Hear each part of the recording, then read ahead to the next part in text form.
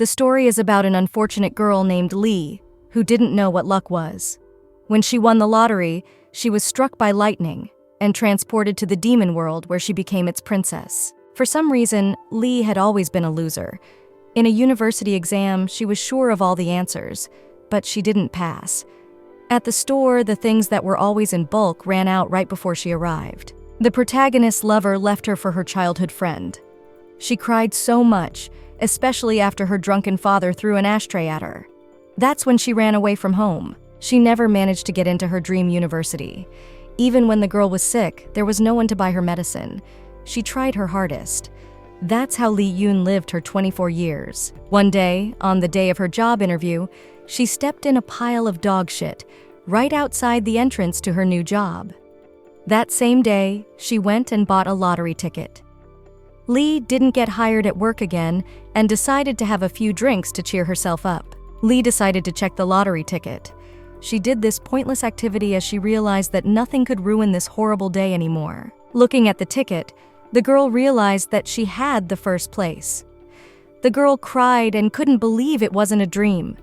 She was rejoicing and thought that all the luck that had been prepared for her life had been spent for this moment. Lee was sure there was no God, but realized that wasn't true when the ticket turned out to be the winning ticket.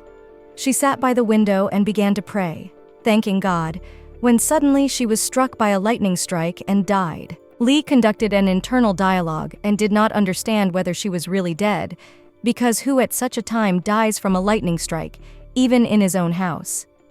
The girl heard someone's dialogue and didn't understand what those sounds were and why it was so dark around her. Lee thought she was still unconscious. Then she remembered her lottery ticket. She screamed that the ticket belonged to her. The girl realized she was screaming in a baby voice and someone was holding her in their arms. Lee opened her eyes and saw a handsome man in front of her with a displeased expression on his face. She thought that it could have all been a dream and her lottery ticket wasn't real either. She didn't want to believe it and screamed for someone to wake her up because she had the winning ticket. The stranger who held the girl in his arms said she had a similar face. He had a pleasant voice that sent shivers down her spine. Suddenly, he threw the girl to the floor. She didn't understand why she was in so much pain if this was a dream. Lee was glad that it was good that she at least fell on the pillows. The girl wanted to run away and crawled on all fours. She didn't understand why she was moving so slowly. Had she really become a child? It was unclear how old she was now, 5 or 4, and the problem was not age. It was unclear how the girl had long, silky hair, which she never had before. The girl was being dragged somewhere. She didn't realize what this place was, for it was definitely not her room. She was trying to figure out what was going on and how she got there. The little girl screamed to be rescued and helped. The stranger threw the girl to the floor again. He reached out and used magic. Lee couldn't believe her eyes. She saw servants with long ears like a hare in front of her, saying they were ready to do whatever they were ordered to do. They were addressing the Demon King. The girl couldn't tell if she had heard the Demon King correctly and watched carefully. The stranger ordered to prepare the little girl and bring her to him. The servants took the girl and carried her somewhere. Lee found herself in a bubble bath that smelled like beautiful flowers. The girl was brought some delicious ice cream. She looked at her hands. They were just like a doll's. The girl felt like she was going crazy. She didn't realize if it was a dream or not. She remembered that she hadn't been hit by a truck, and she hadn't fallen off the roof. She couldn't be the heroine of a novel about the transmigration of souls, but it was unclear why she was in the body of a child. The girl understood that she had just won the lottery, but everything could have happened because of that strange lightning.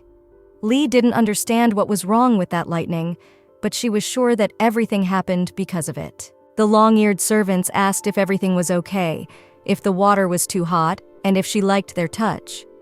Lee replied that everything was fine. The girl was changed. Lee looked at herself in the mirror. She really was very pretty. Cute. The girl didn't know where to start to make sense of this situation.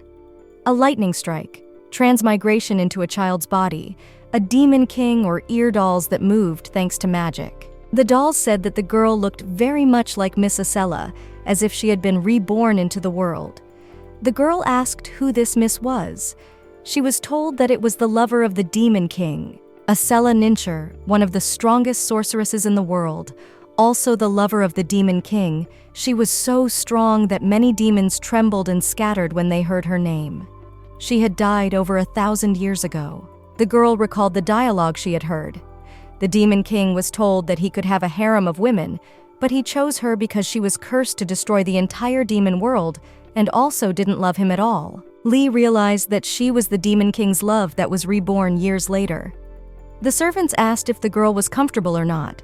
Suddenly, they were transported to some huge hall. Lee saw a throne in front of her where the very same Demon King was sitting.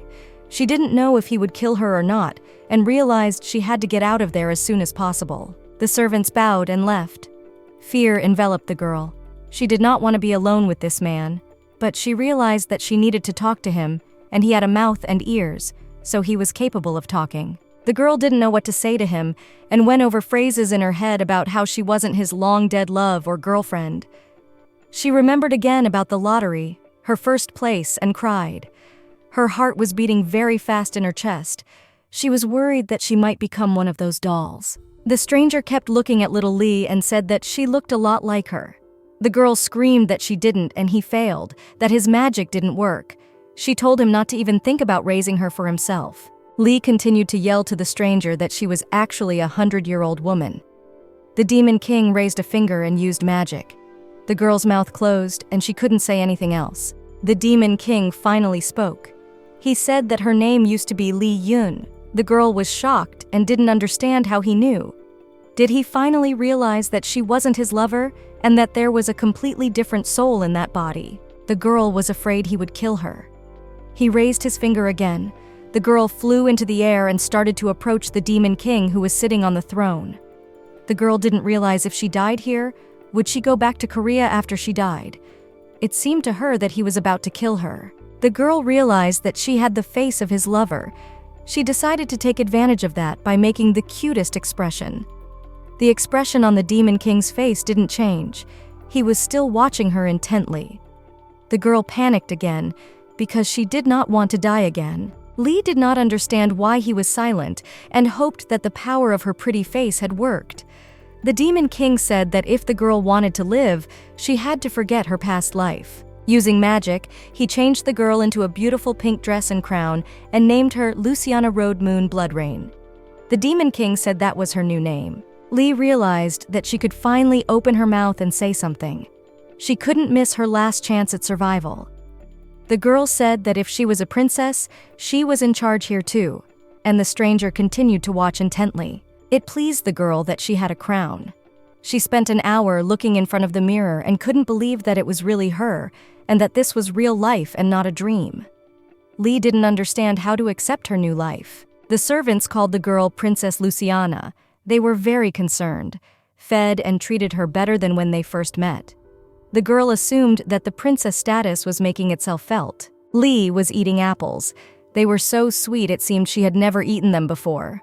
The dolls gathered around her and said that she was probably curious about a lot of things and could ask them anything. The girl asked where they were.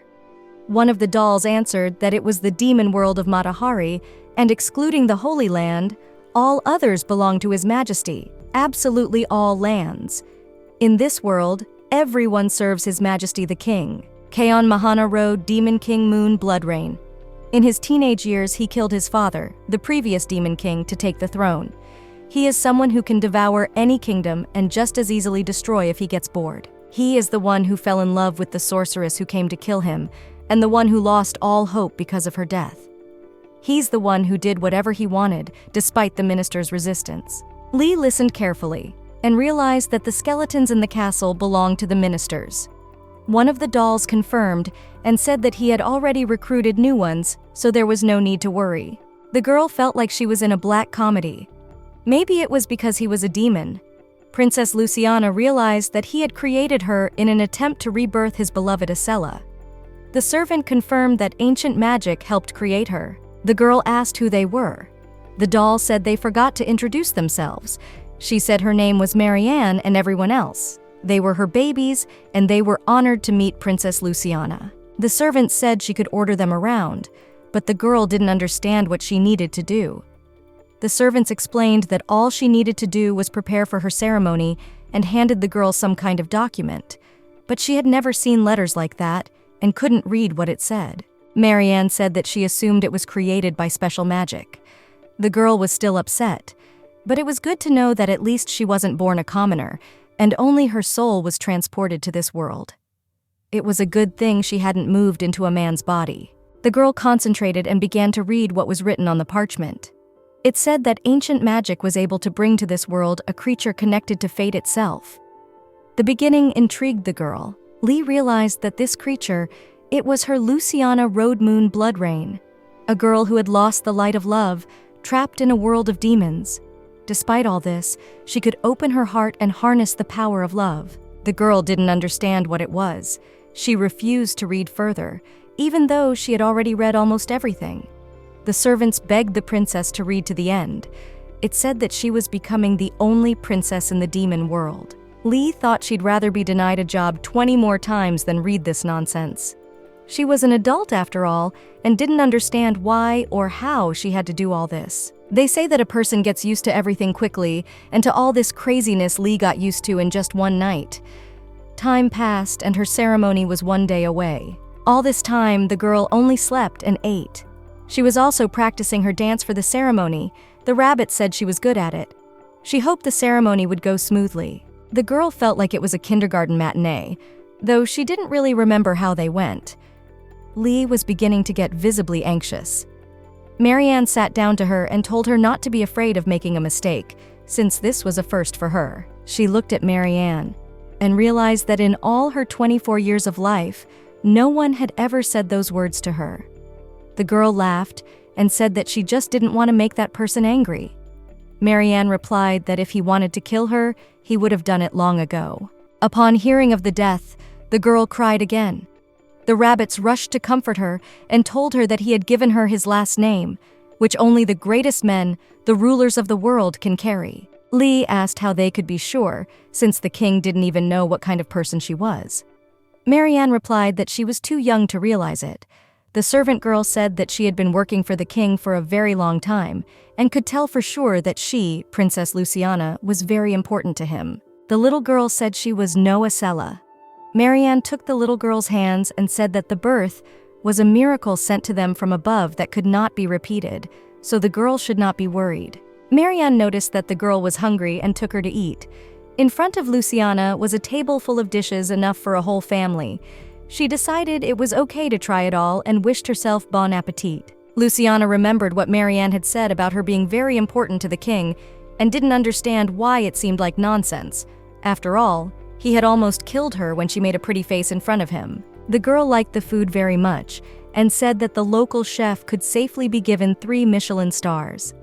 She was very glad that she had not been born poor and realized that Marianne was right and there was no need for unnecessary excitement, because if he wanted to kill, he would have done it long ago. That night, in a dark room lit by moonlight, she dreamed of her lost life. She dreamed of her lottery ticket and her money. She's a simple person. She didn't need a princess title or good looks. She just wanted a lot of money, which was almost in her pocket already. The moment she woke up, a horrible swear word came out of the girl's mouth. She felt like she was going crazy. She was constantly shaking and not in control of her emotions. She didn't know what to do about it. It was hard for her to live differently in this unfamiliar place. It was a very emotional dawn for the girl. She really missed beer and hoped this castle had alcohol, at least wine or whiskey. Luciana realized that it was unlikely that she would be allowed to drink alcohol at such a young age. She wondered how long she would have to wait until she was an adult, and if she could last that long. She also wondered how her father was doing. She liked to call him Daddy when she was a little girl, but as time went on, Daddy became a stranger and cold to her. That was the day he threw an ashtray at her. That's when their bond finally broke.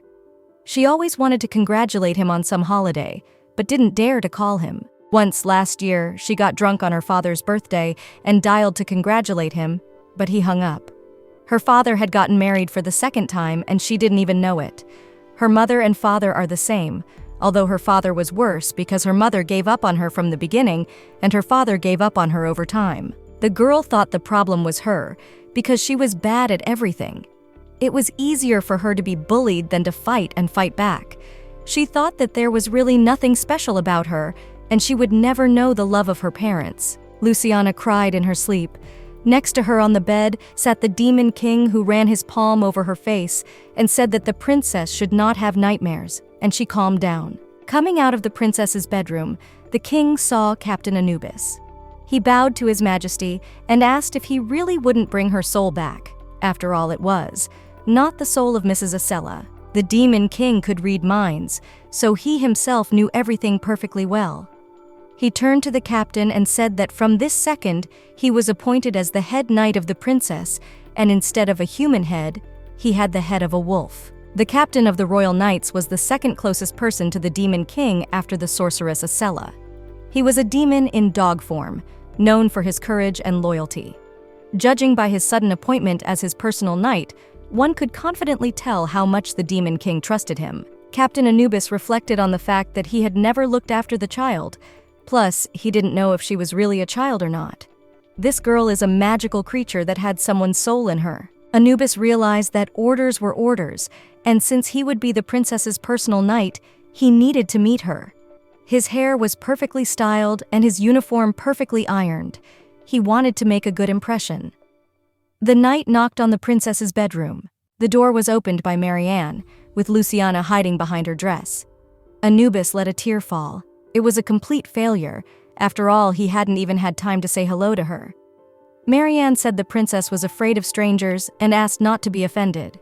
She recommended that the captain speak to her from afar. The captain bowed, introduced himself, and said he had appointed her his personal knight. The little girl immediately thought of having a personal knight standing outside her room at all times and assumed that the king had placed his spy with her. The little girl thought he looked pretty good, but she didn't like that it was the Demon King's idea. It was the same with the rabbits. It took the girl a while to get used to them. She pondered what the king might do for refusing his gift and decided that she would look out for him. It wouldn't make it worse. Marianne told the princess that today, the knight Anubis would take her to the ceremony and asked her not to be afraid. But these words did not make the girl feel any better. She told Anubis that when the time was right, they would see each other then, but not now. Anubis realized that he would have a hard time with the girl, and she saw no point in getting close to him for now, because she was already busy preparing for the ceremony. After that unfortunate greeting, the knight left. Marianne suggested that the princess prepare for the ceremony. The girl questioned what kind of person this knight Anubis was. In response, she heard that he was very sincere, just like the king, and she could trust him completely. This seemed strange to the little girl. Marianne had said it was a testament to how much the king cared for her, but she had no idea that she was making the situation even more suspicious with those words. Luciana didn't understand why the king cared for her so much. After all, it definitely wasn't love at first sight. Since the day they met, the princess had never seen the Demon King again, and they had never even eaten together. The girl decided that in all likelihood, he really saw her as a former lover, and therefore did not kill her, and therefore her life is walking on the edge of the abyss. And the girl realized that if anything changed for the Demon King, she would immediately be killed or locked away. The girl looked very gloomy, and Marianne asked if she was okay. She said she was just a little brooding. Marianne put a crown on the girl and told her that the dress was chosen by the king personally, especially for her ceremony, and that it fit her perfectly. Before the ceremony began, Luciana read that document once again, and in it was written the speech she was to give. Luciana was a magical child and developed much faster than her peers, but when traveling to faraway places, Marianne always carried her in her arms, and the audience room was indeed far away. Luciana pointed a finger at Anubis, who was walking ahead, and asked that he carry her in his arms rather than the servants. It seemed to the girl that Marianne was tired, and here she also had to be carried. The knight gladly took the girl in his arms and smiled enigmatically. The princess was confused by this smile. The main thing for her was that he carried her normally. She didn't want the second person to smile so much because of her. They reached the right door. The girl realized that behind this door there were a lot of stairs waiting for her. That's how, after 15 days, she still met again with the Demon King. The king was sitting on his throne. The princess didn't know if he wanted to let her live after half a month, even though she wasn't his reborn lover. She didn't understand why he gave her his last name and made her a princess, didn't understand how he should be addressed. Anubis brought the little girl to the throne where the king sat. He asked the girl to let go of him and sit with his majesty. She, of course, didn't want to, but she had to do it. The princess's heart was beating very fast in her chest, and it was hard for her to breathe. To her surprise, it was very soft there. If Anubis's embrace was just nice, the king's embrace could be compared to a soft cloud. She didn't even want to move. It was so comfortable, and she hoped she would stay with him longer. The princess tried to stop her thoughts and assumed that the king was using magic to make her comfortable in his lap. He put his hand on the top of her head, and she started to wave it away, remembering how much the bunnies tried to make the crown on her head look beautiful. The princess burst out with words asking him not to touch her head because he would ruin her hair. Suddenly, she realized that when she is a child, words come out before she thinks of what to say. The princess realized that the king might start to get angry. She was afraid he would kill her. A man in a light-colored cape knelt down in front of the throne and announced that the ceremony could begin. The princess was curious as to what was included in the ceremony and wanted to get started quickly.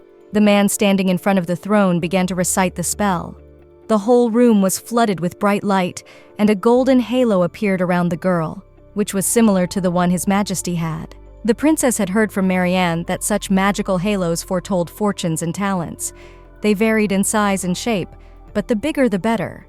Therefore, the entire Demon Kingdom temple was involved in studying her halo. The princess's first speech followed, and she was invited to the stage. The Demon King, with the help of magic, carried the girl there. She was glad that the moment had finally arrived and felt that she had to do everything perfectly. Although the girl was worried, her speech was confident. She said that thanks to ancient magic, a creature sent to them by fate had appeared in their country. A few hours before the speech, despite the suddenness of the event, all the aristocrats of the demonic world canceled their important business to attend this ceremony. Everyone had one question: who the king had decided to appoint as the princess. After Asella's death, the king no longer held banquets. Even many meetings were not held after that. Fortunately, thanks to Asella asking Kaon not to ruin himself, he didn't give up on his destiny as a demon king. The entire kingdom existed because of his magic. People whispered what kind of princess the king had. They thought he couldn't have a new love, because the king even wanted to take his own life. How great was his love for Asella? But seeing this child, all questions remained closed. Everyone noticed how much she looked like that woman. The only difference was her soul. It was not the same as Asella's, but maybe it was because she was still very young. Asella was an overconfident sorceress. The large eyes added to the sharpness of her image. She was a sorceress who didn't even need a wand. She wanted to kill the Demon King to increase her influence. It so happened that Asella fell in love with the Demon King at first sight and cursed him with such a common human feeling.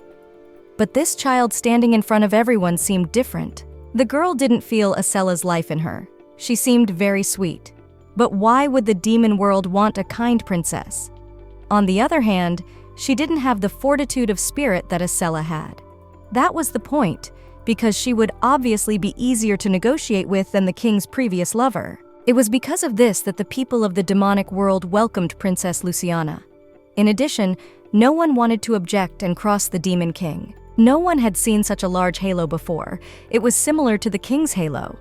There was also an ominous prophecy about Asella, but that was not to be talked about. The princess ended her speech by saying that the girl who had lost the light of love had fallen into the demon world. But despite all the difficulties, she was able to open her heart and use the power of love. Everyone present at the ceremony was delighted. They thought that the queen was too cute, and that was her magical power. Some shouted that she wouldn't be enough with all the gifts they brought, and she could take their entire fortune. Some shouted that Princess Luciana was gorgeous. Anubis told the king that everything happened just as he had planned. Knight Anubis lifted the girl in his arms and told her to leave the rest to the adults, and told her to go rest. The princess mentally appealed to her protector, saying that she too was an adult. Even though he knew that she was not Asella's soul, he didn't know that she had an adult soul, but Marianne seemed to guess. The princess reasoned to confess to them or not. She called Anubis and Marianne and told them the whole truth. She apologized for shattering their illusions and thought they must be shocked that their sweet, beautiful princess was actually a 20-year-old woman. Anubis laughed out loud and told the princess that she was still such a child. The girl was outraged by this and screamed that she was not a child and was 24 years old. But Marianne and Anubis continued to laugh, and the princess felt ashamed. She wished for her confession. Marianne said it depended on the creature, but in their world, 24 was the right age for her. Night confirmed what Rabbit said and said that in the demon world, people have to be at least 40 to be considered an adult. Marianne added that, in their kingdom, longevity depends on the amount of magic. The princess's magic is on par with the king's, and it's hard to even imagine how many years she will live. Ancient magic matched the right soul to the right body. The girl didn't understand what was going on and what they were talking about and how to react to it, good or bad. Luciana remembered how she had stepped in dog feces in her past life on the day of the interview and didn't understand why she now had to suffer because of that jerk of a king. The girl didn't understand why, out of all the 24-year-olds on the planet, she was the one chosen, since there were so many people in the world who wanted to be princesses. Of course, as a child, she also wanted to be a princess, to have dresses, jewelry, princes who would be in love with her. She envied all the princesses who always had a happy ending at the end. The girl didn't need all that. She just wanted her lottery ticket, her reward, her freedom, and her life. Marianne sat down on the bed next to the princess, and the knight knelt before her and said that she seemed to miss the past world. He asked the girl if she was sure she was happy in her past life. In her past life, she had never been first, never even tried to be. When others fell down but got up and ran forward, she would fall down and stay put or retreat altogether. No matter how miserable she was, she wanted to live. That was her strength. Anubis had said that she shouldn't miss a life where she wasn't happy. The rabbit confirmed her words. The girl replied that she could have been happier, but at that moment she was transported here. The princess felt very sad. She lay in bed and thought that perhaps she should have pretended that everything was all right, for she would not be able to go back to her old life anyway. She thought that it would be awkward for her to see Marianne and Anubis after this conversation. Bunny held a candle in her hands and sat next to the princess on the bed. The girl reflected that even though Marianne was a toy, her smile was the realest. She really felt very good about her. The princess apologized for upsetting her and Anubis. In response, she heard that it wasn't true and everything was fine. Waking up in the morning, the princess was in a wonderful mood. Marianne carried her breakfast and suggested that the girl had had a good dream. She said it was the first time she had slept so well. Ever since she had come to this world, she had had nightmares every night. The princess couldn't remember what the nightmares were about, but she always woke up in a cold sweat. She had suffered from insomnia since middle school, so she was glad that at least there she was able to get a good night's sleep. Luciana asked what their menu was for today. Marianne set the pancakes in front of her, which she had really enjoyed last time. The princess was delighted. The pancakes were buttered and sweet with honey, the best she had ever had. Rabbit told her to eat slowly, for she had a lot of time ahead of her. There was indeed too much time. It had been so long since the girl had been there, but every day was the same. She had really gotten used to this world quickly, and once the preparations for the ceremony were over, there was nothing else for her to do. Marianne was busy. There were no other rabbits in sight, and the girl asked where they were. In response, she heard that the other rabbits were preparing for the banquet. The girl was surprised because they had just had a banquet recently. Usually, after the ceremony, a whole week banquets are held and they start immediately. But this time, the start was postponed because of unfinished preparations. Marianne called the princess over and suggested that she take a walk in the garden today. The girl changed into a comfortable dress and they went for a walk with Anubis. Marianne said that she urgently needed to help the rabbits, but the girl knew that what she really wanted was for her and the knight to bond. Luciana was very hurt, but she really wanted to go for a walk, so she didn't betray Marianne's cunning. The princess was delighted with the views she was witnessing. Anubis offered to carry her in his arms, but she said she didn't need to, and she wasn't a child. Someone once said that a fool has no idea he is a fool. Likewise, children have no idea they have legs that are too small. The princess fell. Anubis picked her up in his arms. The girl reflected that this was the second time he had carried her in his arms. It had been natural at the ceremony, but now she thought it strange. She thought the knight was not a bad man, but she did not know what their relationship with the king was. It was hard for the girl to trust him yet. She trusted the rabbits sent by the same king, but not Anubis. That was her character. She was always wary, but sometimes too quick to open up to people. The knight asked if the princess was thirsty. The answer was yes. He put the girl next to the fountain. She was mesmerized by its beauty. The fountain looked as if it were made of gold. Anubis brought the girl a goblet and told her that the gems on the fountain and on the goblet were made especially for her blessing. The princess took the goblet in her hands. She wondered what the water would taste like apple and honey, or like orange juice.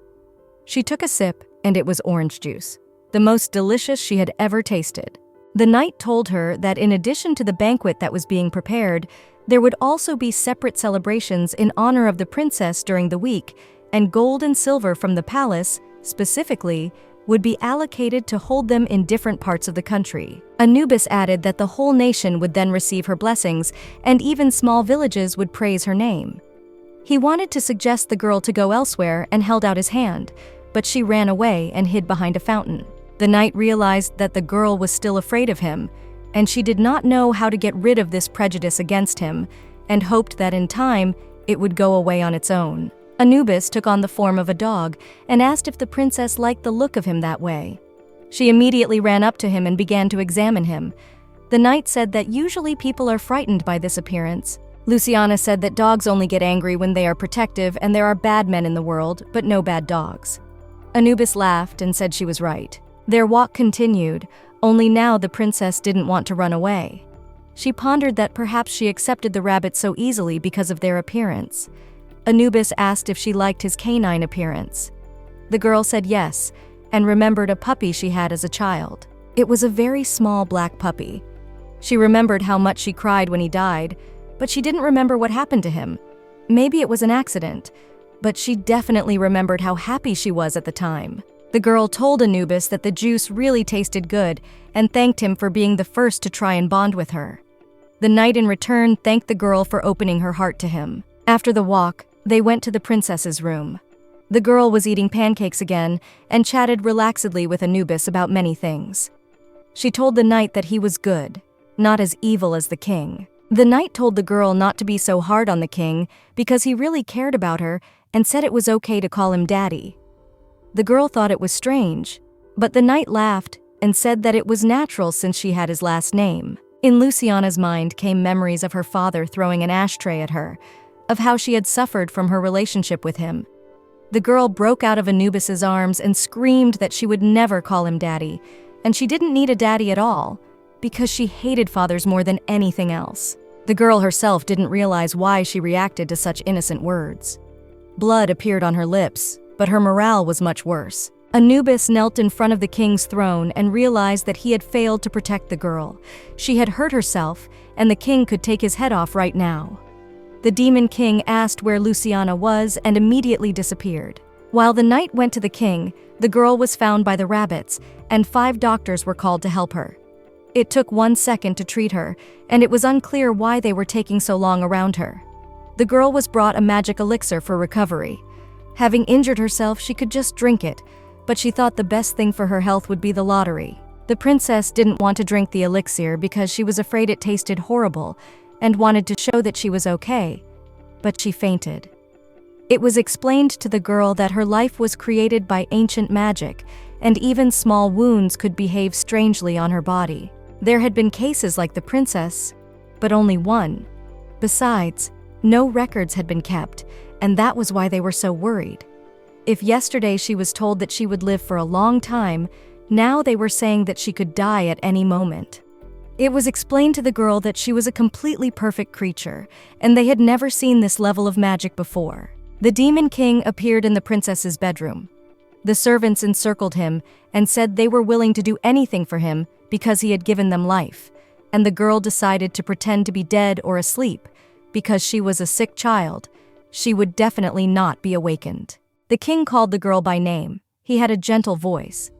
She understood that he was worried about her, but they were not close. It was hard to understand him. Marianne said the girl seemed to have fallen asleep. The king put his hand on the girl's head, and she felt him share his power with her. She didn't want to admit it, but it was really refreshing. The king told the pretend girl that she had poor acting skills, and she realized that this was a complete failure. This was a chance for a conversation. The girl stood up, and without hesitation offered to talk to the king. Kaon, ready to talk, sat down next to the girl on the bed. It seemed to her that he was too close, for she thought he would sit on the chair. Up close, his face seemed just perfect, but too cold, as if he didn't know what love was at all. Luciana wondered what the woman he loved was like. She asked the king what she should do. He repeated that if she wanted to live here, she had to forget her past life, but the girl thought that was nonsense. The princess noticed that the king smiled. She didn't realize whether he was mocking her or looking at her with contempt. The king asked what the girl wanted. She waited for this question and asked the great and noblest demon king to send her back. The king, with the help of magic power, made the girl fall asleep without answering her question. Luciana was annoyed that he was using magic against her. She realized that even such a strong, great king didn't know how to bring her back either. The girl drowned in a pink dream world. Luciana lay on the airy clouds next to the sun. She had always wanted to go to the sea, but had never gone. She had a part-time job, but there was only enough money for food and lodging, and now, in her dream, she saw the sea. It was beautiful and bigger than she expected. In the morning, Marianne came into the princess's room, quietly, so as not to wake her, opened the curtains, letting the sunlight into the room. The girl woke up. The rabbit's concern was very touching. It was enough for her. The rabbit offered to bring breakfast. Knight Anubis knelt before the throne of the demon king. Kaon had said it would take a long time for the princess to forget her past life. The knight felt his whole body tense up. It felt as if it was his last moments. He promised the king that he would do his best. The princess was too dear to the king, not just because of the similarities to Miss Acela, but there seemed to be another reason the knight was curious to know. Going to the princess's bedroom, Anubis saw Marianne the rabbit. He realized that most likely the princess liked the image of animals because of being hurt by humans. Marianne said the girl was resting and asked Anubis what the king had said about the princess. Anubis asked how the princess slept, and Marianne said that the king had rid her of her nightmares. The knight, in confidence, told her that they were not nightmares but memories from a past life, that they were bad memories, and it seemed that the princess was very deeply wounded from the inside out, especially because of her father. The knight assumed that was why the king wanted her to forget about her past life. Marianne noticed that even though she had come to an unfamiliar world, the girl had never said she missed her parents, but it was unclear why she was so eager to return to her past life. Anubis explained that the girl would need time, and the king didn't exactly say anything, but from what he understood was that her soul was still connected to that world. Marianne was horrified. When the king rid the girl of her nightmares, he had actually just temporarily severed her connection to that world, but he couldn't sever the connection completely, or the princess's soul would disappear. If not severed, the princess would be able to return to her world. Marianne is a toy rabbit, a creature brought back to life with the help of the king's magic. Like any living creature, she had emotions and feelings, and she also knew very well what loneliness was. The other rabbits didn't have such a developed soul, and so they didn't understand what it was. Marianne was obliged to work as a maid in the palace because she would never be able to start a family of her own. One day, she met a princess who was also made with magic, and the princess was the most precious creature after the king in this world. Marianne was assigned to take care of the girl, and, soon, they became very close. It was as if the rabbit had a sweet daughter. She didn't know what to do next, for now she knew that the princess could go back to her world, and she was very sad about it. A few days later, the princess's training began. She finally had at least some classes after the ceremony. She was to be trained in magic. Marianne explained that the plan was for them to start training after the festivities were over, but the king insisted that they start earlier. The princess asked when the banquet would be. The king told the rabbits that it would be better to have the banquet when she already knew the basics, especially because there would be other aristocrats at the banquet. Luciana hoped that the banquet wouldn't be moved even further. All the stares and talking behind her back was hard to endure. Marianne told the princess that there was a recording of her speech and asked if she wanted to see it, and handed her a crystal ball. Marianne said her beauty, great speech, expression, and dance, everything was perfect. But watching the recording of the ceremony, the girl saw the horror, and in the 15 minutes of watching, she felt even worse for what she saw. The bunnies were hooting and said they did a great job, and it's been a long time since they've had a celebration of this caliber. They also said they had already made over 1 billion copies, and Luciana felt like she'd rather step in dog shit one more time than watch that tape. It was explained to the princess that this video was supposed to be sent to everyone in the demon world so that everyone would fall in love with her because she was like the cute little angel in the video. It made the girl laugh that even in the demonic world, an angel is a compliment. Strangely, in this world, the concept of angel and demon were not contradictory, and even the war of good and evil had ended many years ago. Thinking about it, the girl realized that nothing could be changed and decided to just forget it and fell asleep. Waking up, the girl ran to Marianne and said that she wanted to learn magic faster. She was given a glass of juice and dressed up in front of the mirror.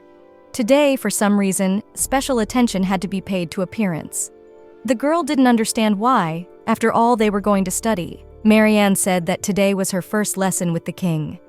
Out of surprise, Luciana spat out all the juice she had been drinking from her mouth, and now she could be called the Princess of the Golden Fountain. After changing Luciana's clothes, Marianne explained that there would be doors at the end of the hallway, and she needed to enter there.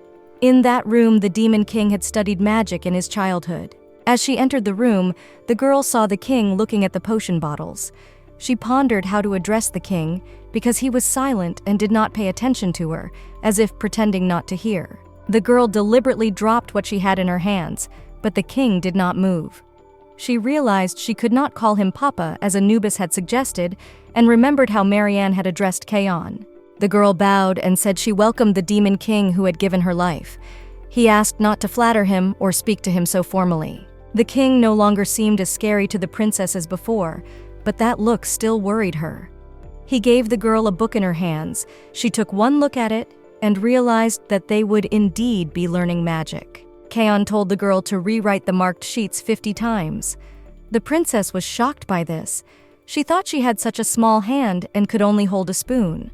Also, she had never seen writing like this before. Of course, she managed to read her speech, but she didn't understand how she could rewrite the whole thing 50 more times. Luciana suggested to the king that she would write 30 times, and then offered to cut it down to 10. Hearing this, the king told her to rewrite it 100 times. The girl realized that this was a complete failure. After thinking about it, the king said that she was like an adult. He told her to sit at the table. The princess was about to agree because it was better than idling. She took a quill and began to rewrite pages from a book. The Demon King sat on the couch behind the girl and watched what she was doing. She was getting good at it.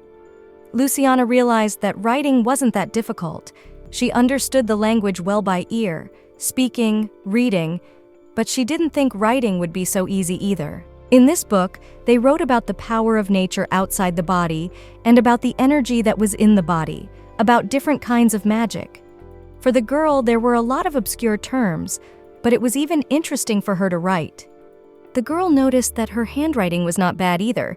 She almost considered herself a genius. Luciana had written 10 pages, and her hand was getting a little sore. She decided that she would write 20 more and rest.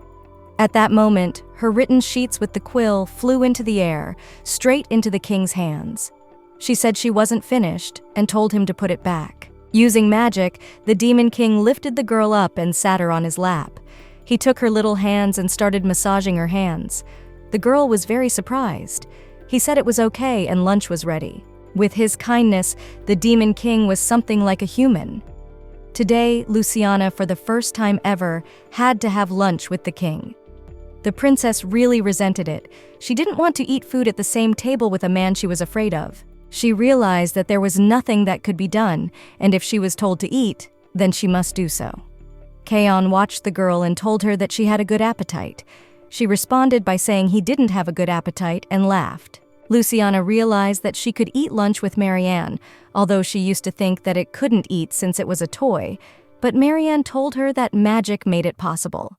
Rabbit refused to eat with the girl, as it was not due to her status, but she managed to persuade the servant. But now, the whole plan was a failure because of the king, who did not even have a cup of coffee. The girl was indignant because he had not eaten anything, and she suggested that it might be the second serving. The princess asked if the king always ate so little and how he survived in such a case. He replied that it was enough for him. Luciana could not believe that this was all the amount of food he consumed, and against his background, she ate a lot. The girl asked if the king tasted good, but he said he didn't know since he couldn't taste it. The king did not like food much before, but after the death of his beloved, it became even worse. The girl pondered the fact that he had suddenly decided to eat with her to remember times with his beloved. She realized that they were alike and feared that he was trying to raise her for just that. The Demon King could read minds. He knew what she was thinking and told her it wasn't like that. Kaon told the girl not to think about it. She asked why he was so good to her. After all, she thought she was a mistake and didn't understand why he gave her a roof over her head, food, maids, and even a title. Kaon told the princess that she was like her, but she was a different person altogether. The princess is his only heir, Luciana Road Moon Bloodrain. The girl realized that it wasn't a joke, and so it wasn't that bad.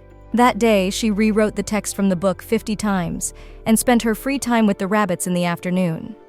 In the evening, after her lesson with the king, she had dinner and went back to her chambers. The princess had started with 10 repetitions, but now she was only doing 1 or 2. She realized that a lot of time had already passed. You could tell that she was getting more and more used to living in this world, and the first sign of that was that she was no longer afraid of the Demon King. The princess even met his gaze calmly. She understood that she was not going to be killed. Their communication had already become habitual for the girl. The king handed Luciana a pouch. She opened it. In the pouch was a beautiful ring with blue and yellow stones. She immediately put it on her finger, on her middle finger, and showed it to the king. She was sure they didn't know such gestures in this world, but the king looked at it and said it was over the top. He took the ring off Luciana. She felt like she had been caught doing something bad. The girl told the king that she felt like he was reading her mind, and he confirmed it, because he really was. The king told the girl to tell everything she had read in the book. The princess told her that demons are the best creatures in the whole world because their power is the energy in the body. People in the demon kingdom can also use magic, but they need special items. The king said that usually all human wizards use special staffs. Luciana looked at his eyes. They were like a pussycat's. She had read in a book that each staff contained magic crystals. Then she looked at her ring, which also had crystals on it, and realized that it was her magic staff. The king replied that it turns out her head on her shoulders was not for beauty. Luciana was infuriated by this, and the girl jumped on his foot. She continued to stomp on the Demon King's foot. He tolerated it for a while and used magic to sit the girl down on the couch. Kaon told her that she was no longer a mere human, but now she was a magical creature with too much magical power. Luciana assumed that the king was training her for safety. She realized that it was now a magic ring, a sort of magical staff, and when her fingers grew, the ring would look even more beautiful. The princess wanted to be an adult as soon as possible, but she realized that it was unlikely she would grow up in the next few years, and she realized that meant the lottery would just go back to the national bank, because the winnings could be taken back within a year. The Demon King read the girl's mind and turned to her. He told her to swipe her finger across the light, just like when she was texting. The girl swiped her finger in the air and drew a magic circle, the same one she had transcribed from the book, and that was why it seemed so familiar to her. The book said it was basic magic. The king had made her rewrite symbols she didn't fully understand. This force pushed the girl back to the couch, and Kaon explained that it was basic defensive magic. The girl said that the book said that the magic felt like progressive waves, and she didn't feel it. The king assumed it was because she didn't have enough experience, or maybe because she was too stupid. Since the king had no reaction to her words and pranks, she could quietly progress in her study of magic, learning something new every day. In the evening, Luciana returned to her bedroom. The rabbits were already around her, asking if she liked the lesson. The girl said she enjoyed it very much, but it was over quickly. Marianne explained that it was better to learn magic slowly, then she would definitely become a grand sorceress. The girl asked Marianne if she had magic, and the rabbit, with a swipe of her finger, changed the girl into different clothes and said that was magic too. Usually the rabbits did the work themselves, but in times of need, they could use their magic. Luciana wondered since when she had even gotten used to magic in her life. Marianne went on to say that she had a very small supply of power, and so she could use it for simple things, like moving things around. It was amazing, since that was also a superpower. Luciana told her that their magic world was like those that only appeared in fairy tales. Marianne was very surprised that the girl had lived in a world that didn't have magic before. Marianne learned that in the girl's past world there was science, and that with a magic ball, meaning a phone, they could take and transmit videos around the world. Bunny realized that the science in the two worlds was very different. Marianne told the girl about how their world had alchemy, but it was bad science. Luciana decided to take the book and repeat everything she had learned today. Rabbit set her a candle and told her not to stay up too long, for her body was already tired from using magic. The rabbits wished the girl sweet dreams. She decided that she would read for a while and sleep as well. Luciana leafed through the book and pondered on basic defensive magic, beginning intermediate and high level. Hexagrams were used for the basic level, but the Demon King used something else, and Luciana decided she would make sure to find out what kind of magic he used. There were many ways to control magic. There were also particularly rare ways that weren't available to everyone. A magic circle that connected higher black magic by amplifying basic defense magic. The Wizard of the Magic Circle is endowed with 3 levels of powerful protection magic, and if all 3 levels of protection are used and the wizard's life is in danger, then all the wounds inflicted on the wizard can be transferred to the victim whose name is written in the magic circle. The girl realized that it was possible to wound someone other than her, and remembered that it was unlikely that the king had written his name. She didn't realize who had sacrificed in her place. She supposed it could have been her loyal knight Anubis, but then realized that was unlikely, as he had served the king long and faithfully, and it made no sense to do such a thing to him. Thinking about who might have been sacrificed, for some reason the girl thought of Marianne. She cried and started calling for the rabbit. Anubis came running to the noise and asked what had happened. He took the girl in his arms and she told him her thoughts. The knight calmed the girl down and told her not to worry about such a thing, because the king trusts Marianne as much as he does, and if her name was really written there, then His Majesty is a complete fool. The girl laughed. Anubis offered to call Marianne, but the girl didn't want to wake her up. The knight said that the rabbit would only be happy that the girl cared for her so much. He was right. The princess really wanted to see Marianne to calm down completely, because, only thanks to her, she was able to get used to life here, so she won't be able to do without her. Marianne was like a new family to Luciana. She had agreed to let Anubis call her. As she waited for the rabbit, the girl lay on her bed and contemplated asking her to sing her a lullaby. The girl heard someone's voice saying that they were lonely. She walked out of her bedroom and saw a dark hallway. Luciana assumed that someone at the end of the corridor might be asking for help. The princess ran down the hallway and heard this voice keep coughing and saying that he was in pain. Because of her short legs, the girl couldn't run fast and decided that next time she would learn leg lengthening magic or just learn how to move fast. Luciana came to a dead end. It was closed, but a voice was coming from there. She thought maybe she should go back and come here already with Marianne and Anubis. The voice was getting fainter, saying it didn't want to die. The princess held onto the iron bars with her hands as suddenly they broke and she was able to get through them. It was good that the girl now knew the magic of defense. She decided to run further. The guard came and saw that the iron fence was broken. It was clear that someone had used protection magic there, but it was strange because there was magic on the fence too. Luciana hid around the corner and regretted breaking that door. The hooded man told the guard that only high-class magic could destroy this magic. He asked if the princess could have gotten in here, since only the king and her possessed such magic. The guard called the hooded man Julian and replied that the girl could not have gotten in here, for she was under constant supervision and protection. Julian said that anyone with magical powers would suffer severely if they entered this place. Their body would be crushed, and they would die without being able to even breathe. Julian said that this was what happened to his ancestors, and in just 3 seconds, his fate was predetermined. The girl watched from around the corner and waited for them to leave. Julian threw off his hood, and the girl saw that it was an elf with golden hair. The elf said he wanted a closer look and walked over to the metal fence. He said that most likely the creature that did this was already dead. This was the 3rd time this had happened. All this meant that the system wasn't perfect. They decided that they needed to tell the king about it. Julian thought that when the king found out about it, it would be very bad for them, and suggested not telling. But the guard disagreed and said that they couldn't leave it as it was. If the king found out that this creature was here all the time, especially when the princess is in the palace, they would have their heads chopped off. Luciana knew how terrible the king was in anger, but she had forgotten that already. But she thought she could just pretend she didn't know anything. Julian said that the king's magic wasn't as great as it used to be, and they should just wait and kill the creature as the king wanted. The girl ran outside and saw that there was a staircase and the dungeon was very deep. She wondered what was in there and pondered whether she should go down. But the princess decided to go back. She was used to the local life and didn't want to spoil anything. Anubis and Marianne were already looking for the girl. Marianne put the princess to bed. She and Anubis wished her good dreams and left.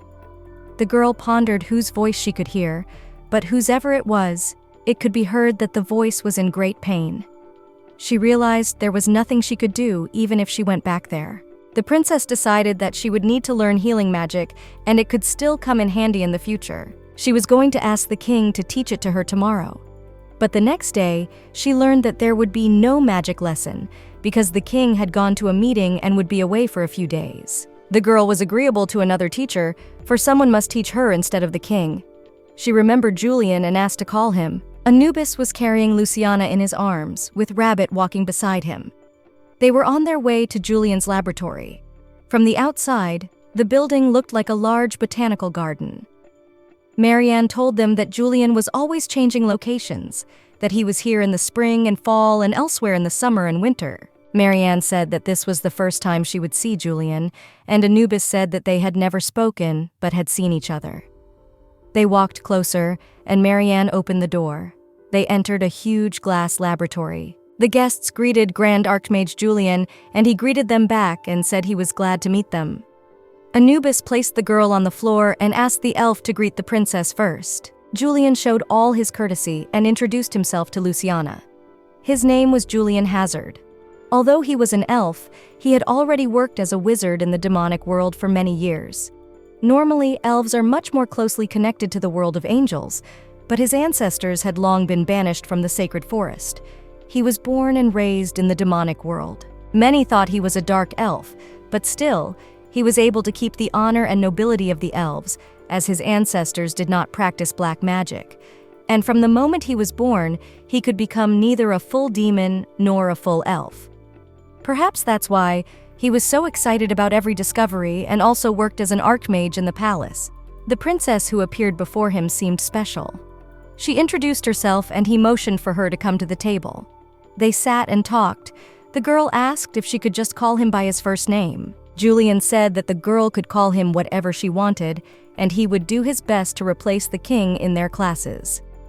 Luciana thought he would be arrogant, but luckily that turned out not to be the case because he treated her to tea and promised to educate the girl. Mariana congratulated the princess on finding a new teacher to replace the king in his absence and thanked the elf.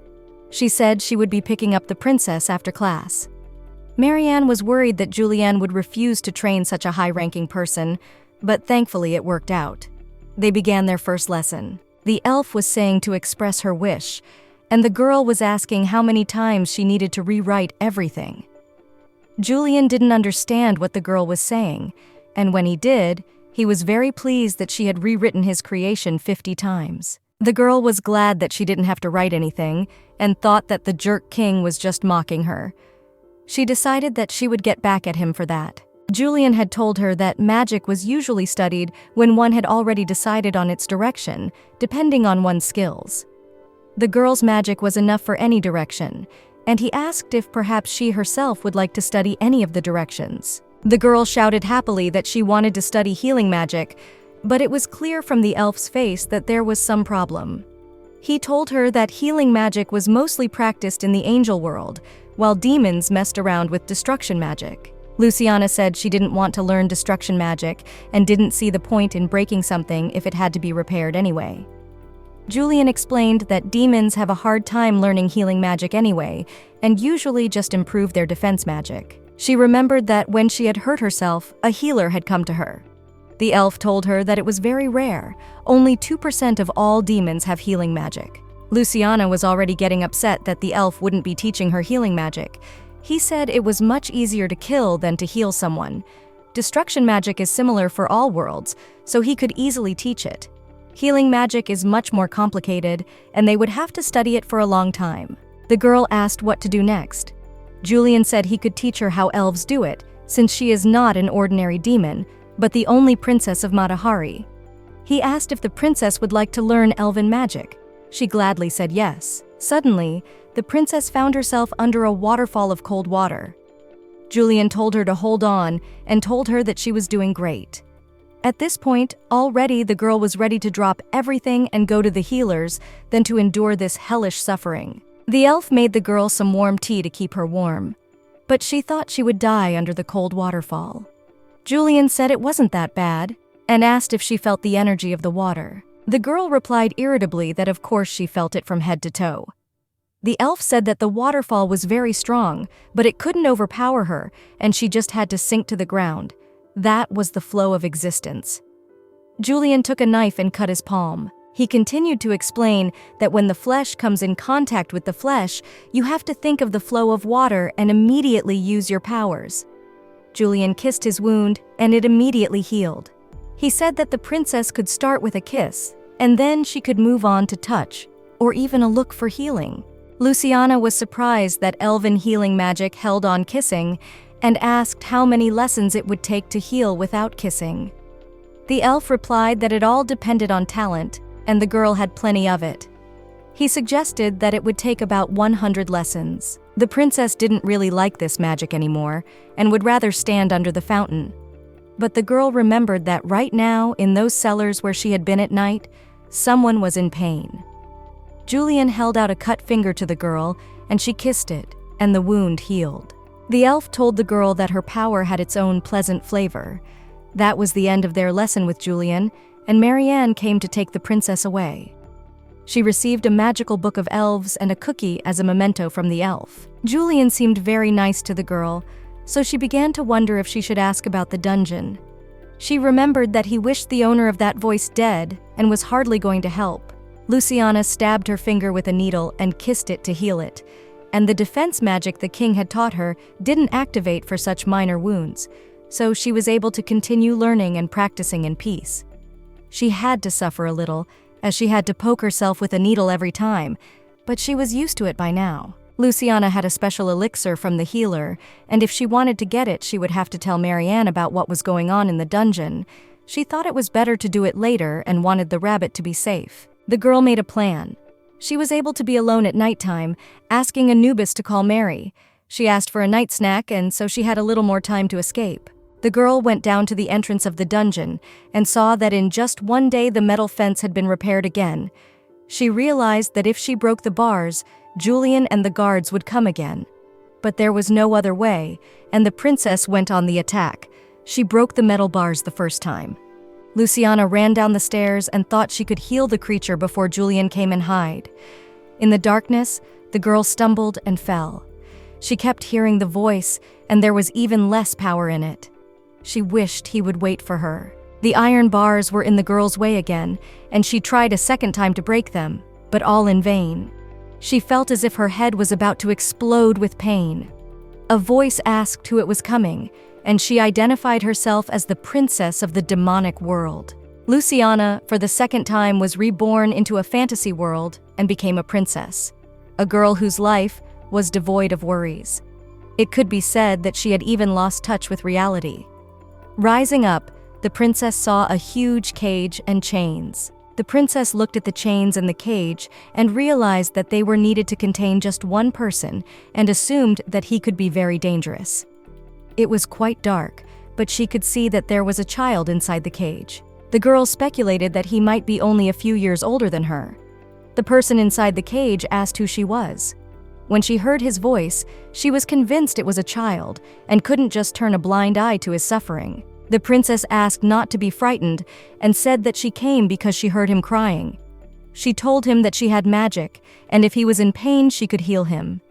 She felt like she was like an angel from heaven to him now in this situation. The boy in the cage told the princess to get out and said that if she took a step closer, he would blow her head off. The girl replied that she was a living person, and how would she live without her head? The cage had protective magic on it. Luciana should have been afraid of him. He said it was a last warning and he wouldn't look at the fact that she was a child and would kill her. The princess screamed that he was wrong and told him that she was an adult at heart, for she was living her second life. Luciana poked her head between the bars of the cage and told her to come closer to kiss and heal the captive. The princess examined the boy and saw that he was incredibly handsome. Who knew the demonic world had such handsome men? He looked very much like the demon king, though they had different eyes and hair. The boy asked if she knew who he was. The girl realized that they were indeed too similar, though they spoke differently, but their aura and looks were very similar. The princess was already convinced that the king wasn't bad, and she hoped the boy was too. She didn't understand why she was going through all this, but she noticed that he wasn't that injured. He was completely chained up and had blood on his clothes, but he said it wasn't his blood, but the blood of those who died because of him. The boy told her that his tongue had been cut off. The princess was horrified and did not understand what was happening in the palace. For all this time, she had taken the kindness of those around her for granted. But right now, in front of her eyes in the dungeon, was a wounded child. She reached through the bars of the cage and told the boy to come over so she could heal him. The captive clearly did not believe this girl, but crawled closer. Luciana told him to be thankful she wasn't one of those dreamy girls. The princess grabbed the boy, pulled him closer to her and kissed him, trying to heal him that way. It was like kissing her favorite toy, easy and simple, but at the same time amazing, because Luciana could feel her magic flowing like waves to the other child. The wound was large, so it took a lot of power. The boy was in shock. His face was red, but his tongue was already in place. He asked who was doing magic this way. Now he could speak, but the girl still couldn't understand why he looked so much like the king, and thought that maybe it was his son, although she remembered that Acela didn't have children. Besides, if the king had a child, why would he need a new princess heir then? Cutting off his son's tongue, that was overkill even for a king. The girl wondered if Acela's death was an accident. The princess had heard the story that after the death of a wife, fathers often began to hate their children. She thought she knew Kaon well, and he was not capable of this, for he treated even a harmful girl like her well. Besides, Acela had died years ago, and no matter how long the demons lived, the boy would look much older in that time. The princess introduced herself that she was Luciana Road Moon Bloodrain. The boy laughed and introduced himself with the same name as the Demon King. The girl couldn't believe it. She heard Julian and his guards already running towards them. The boy indicated to the princess with his hand that she could hide behind a pillar, and she moved there. The girl realized she couldn't control her body and assumed it was his magic. She noticed that her defense magic didn't work, which meant that the boy wasn't trying to hurt her. The princess thought he had his tongue cut off because he was inducing a state of hypnosis. The guards, along with Julian, came later than the girl had expected, but there were a lot of them. It hardly takes that many guards and an archmage to capture one child. They raised their weapons and used defense magic.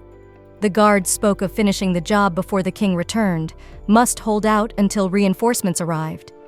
Their cage captor told them to drop their weapons and stand empty-handed, and the guards dropped their swords. Julian did not understand how the boy could talk. The captive told the elf to stop asking questions and open the cage and for everyone else to kill themselves. The elf tried to stop them, but the guards fell to the ground unconscious. The elf said he had to be ready for his attack because of the absence of the king. The boy said let Julian write that in his will. The elf was angry and said he should have killed him sooner. The princess from around the corner watched everything that was happening and realized that she had to do something because otherwise they would all die. The captive was about to order Julian to die, as suddenly Luciana ran out and stood between them. She greeted the elf and told her to listen to them carefully if they wanted to know her story. The boy in the cage yelled to the princess that she was crazy. She replied that she was just pretending to be a fool. The captive said that even fools know how to save lives and called her stupid. Luciana reminded him that she had saved his tongue and told him to speak softly to her. The boys asked whose side Luciana was on. She didn't know what to do. She didn't realize which side she was on or how she should answer. There was also no one to ask. He continued to shout. The princess called the captive a bastard and ordered him to shut his mouth, pointing at him with the finger that had her magic ring on it. If he said any more, she'd stop having compassion for him, and he seemed to understand. Luciana told the elf that she was sorry, but she did help this boy. Julian didn't understand why and didn't understand how she could have ended up in such a place. The girl explained that she didn't mean to help, but he was in pain and she decided to do it. She realized it was her mistake, and she had helped even though she knew she had put Julian and the guards at risk. Julian sat down with the princess and told her that it was okay, because she didn't know anything about it. He asked her not to worry and told her it was his fault. The caged captive told them to leave. Just leave. Reinforcements arrived and took the soldiers who had passed out. Anubis and Marianne were very excited, and Bunny said to scold the princess because they were very worried. She almost fainted, but she couldn't because she was afraid it would scare the princess. The little girl cried and promised she wouldn't do it again. She was very ashamed. She did not fully understand what she had done. The little girl said it was her fault and continued to cry. Anubis sat down beside her and gave her a handkerchief to blow her nose. Marianne was crying too, and the girl ran up and hugged her. She thanked Rabbit and Anubis for worrying about her, for supporting and helping her. The next morning, Luciana woke up. Marianne wished her good morning and brought her breakfast.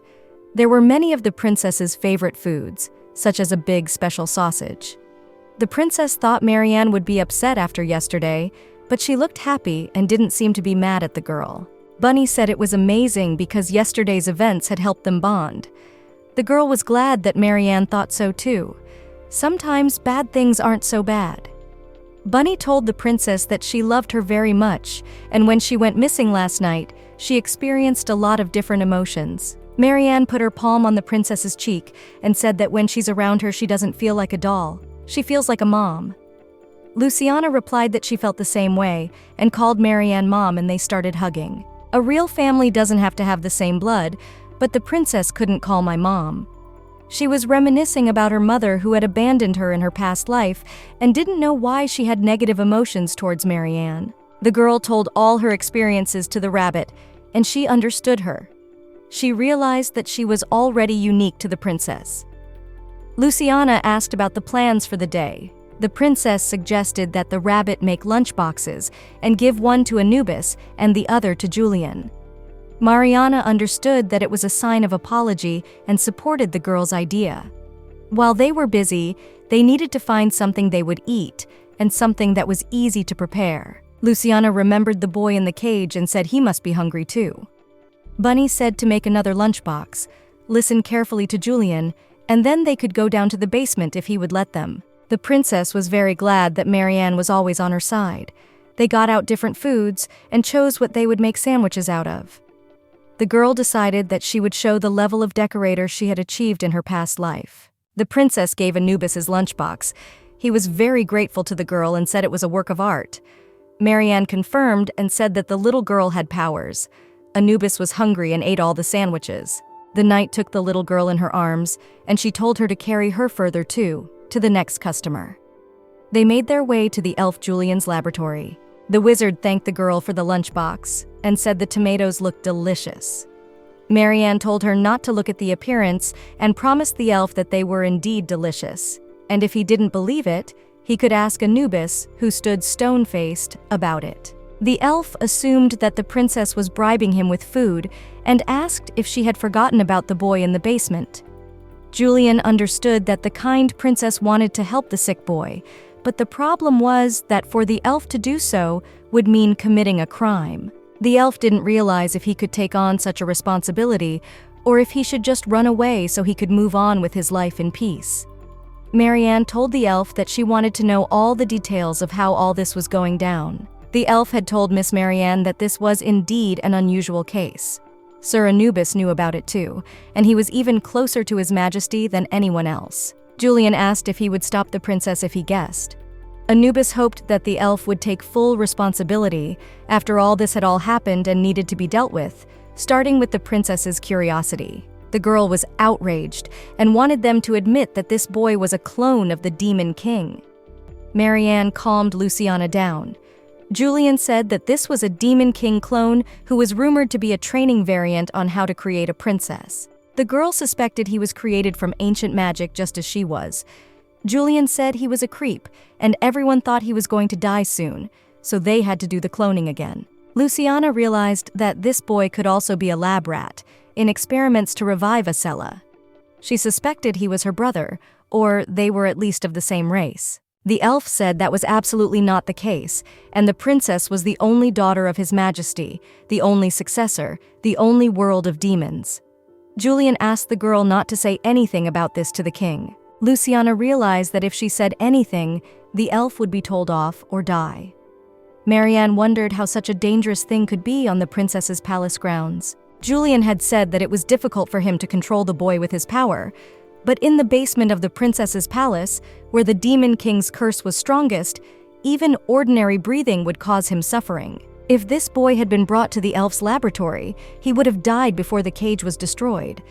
Julian said that it was impossible to kill him directly. The princess wanted to strike the elf.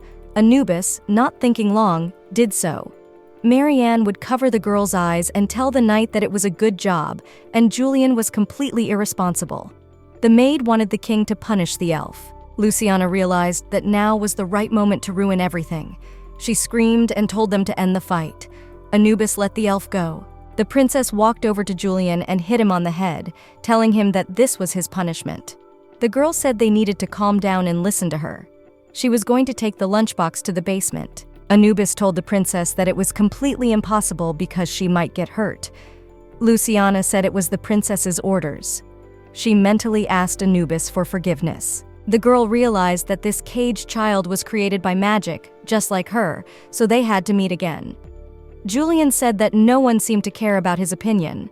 The knight announced that Luciana should be with them at this moment. Knight Anubis, Julian, Marianne, and the princess went down to the dungeon, which was covered in protective magic even stronger than before. The elf said he had strengthened the magic so that even the princess's protective magic could not destroy it. The knight promised to protect the girl if anything happened. Marianne hugged the little girl and told her to be careful. It was difficult, but the captive could break the cage and get out. Luciana ran up to the boy and greeted him, telling him that she had brought a lunchbox.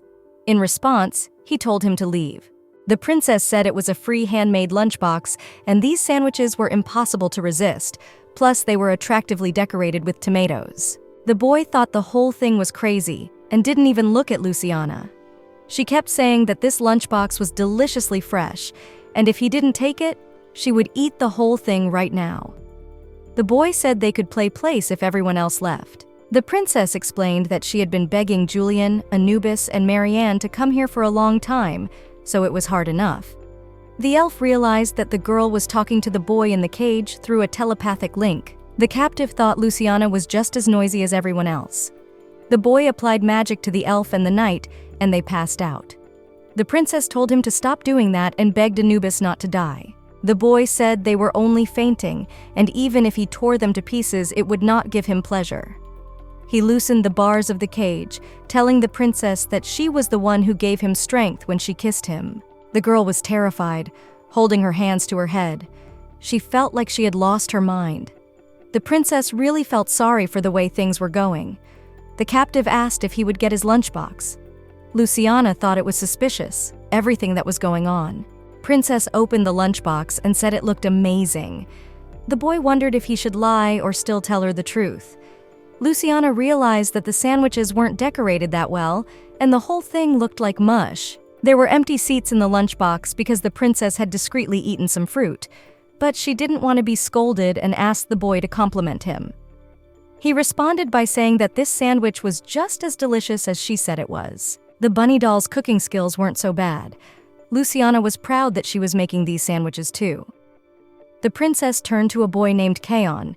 He didn't like the name and asked to choose another. The clone name only brought the captive bad luck. Luciana had forgotten that he had been created by cloning. The boy asked the princess to give him a name, but not to name him after some beast. The girl was sure she could come up with a name because in her past life, she spent 4 days thinking about what to name her cat. She went through the names Roto, Toto, Proto, Sprito. It seemed to the boy that she was enjoying her past life. The princess shouted the name Gus. That name appealed to both of them. Luciana realized he wasn't the perfect clone of Kaon, but more outgoing. But it was still unclear who he really was, dangerous or not. The girl asked why he didn't escape from his cage and how he could live in a place like this. Gus replied that the place was really terrible. Luciana noticed that the color of his eyes changes depending on his mood.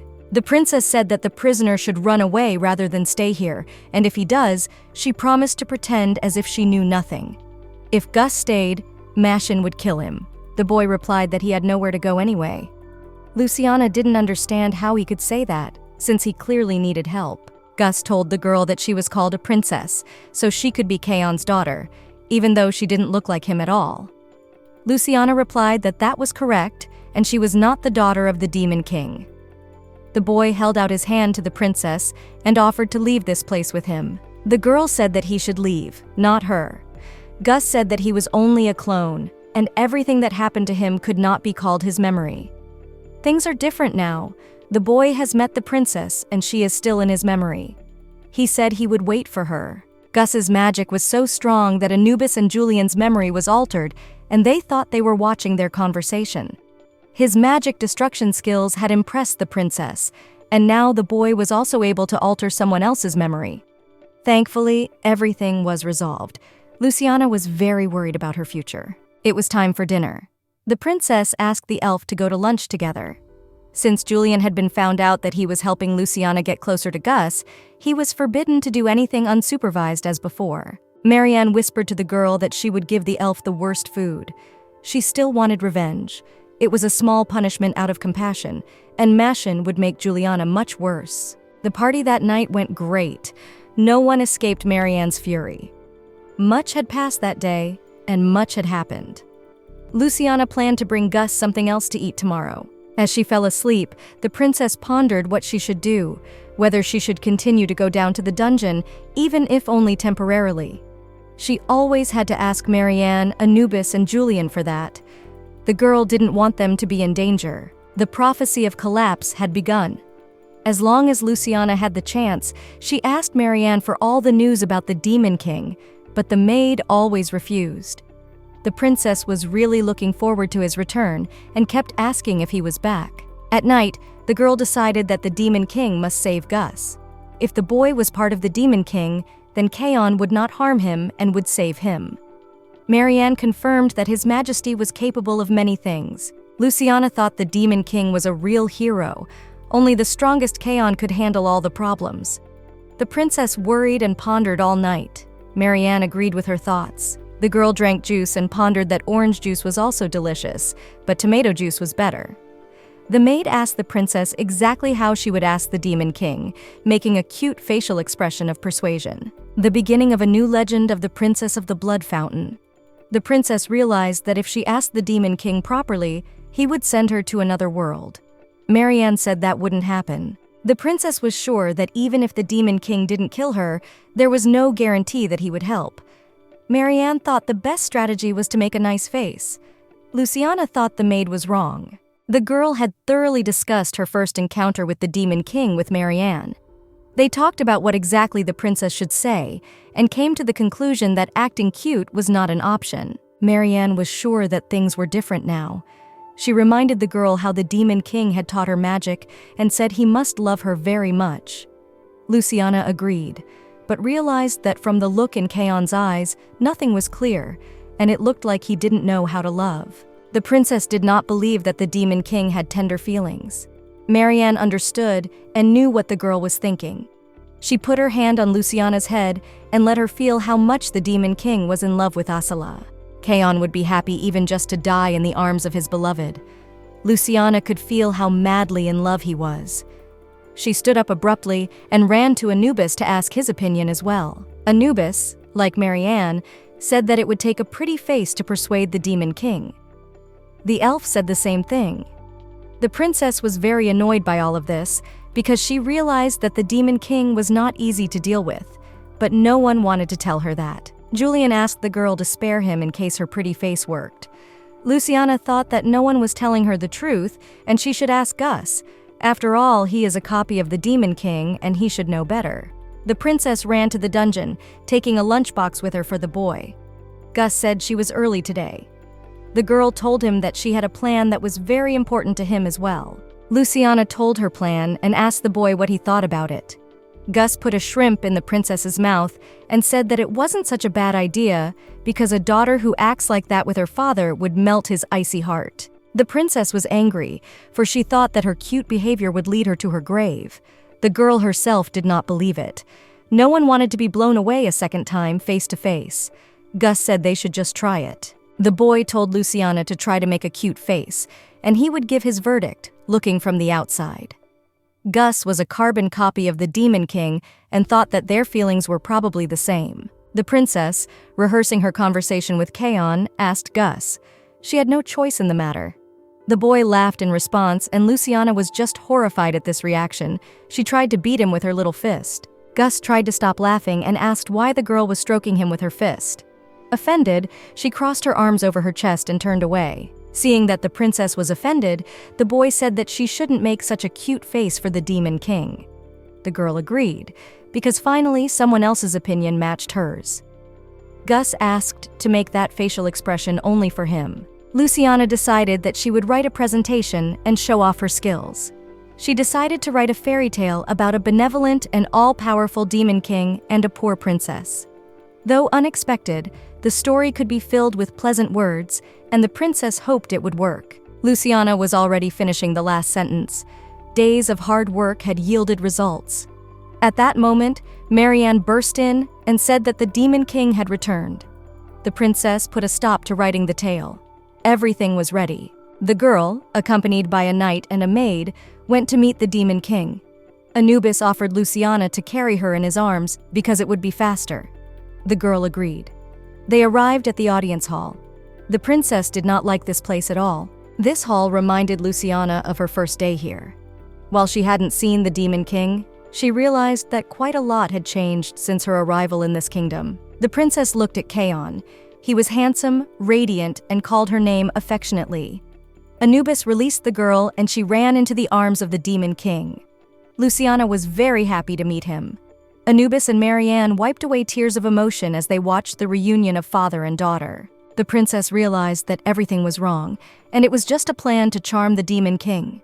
The girl was very comfortable in Kaon's arms and fell asleep. When Luciana opened her eyes, she didn't realize where she was, and Kaon was still holding her in his arms. Looking around, the girl saw that it looked like the Demon King's private room, like an underground magic class. From the window of the room, the princess saw a beautiful landscape just like the one in her rainbow dreams. Luciana speculated that perhaps the Demon King had created the dream with magic and was showing it. While the girl slept, Kaon read her tale and praised it.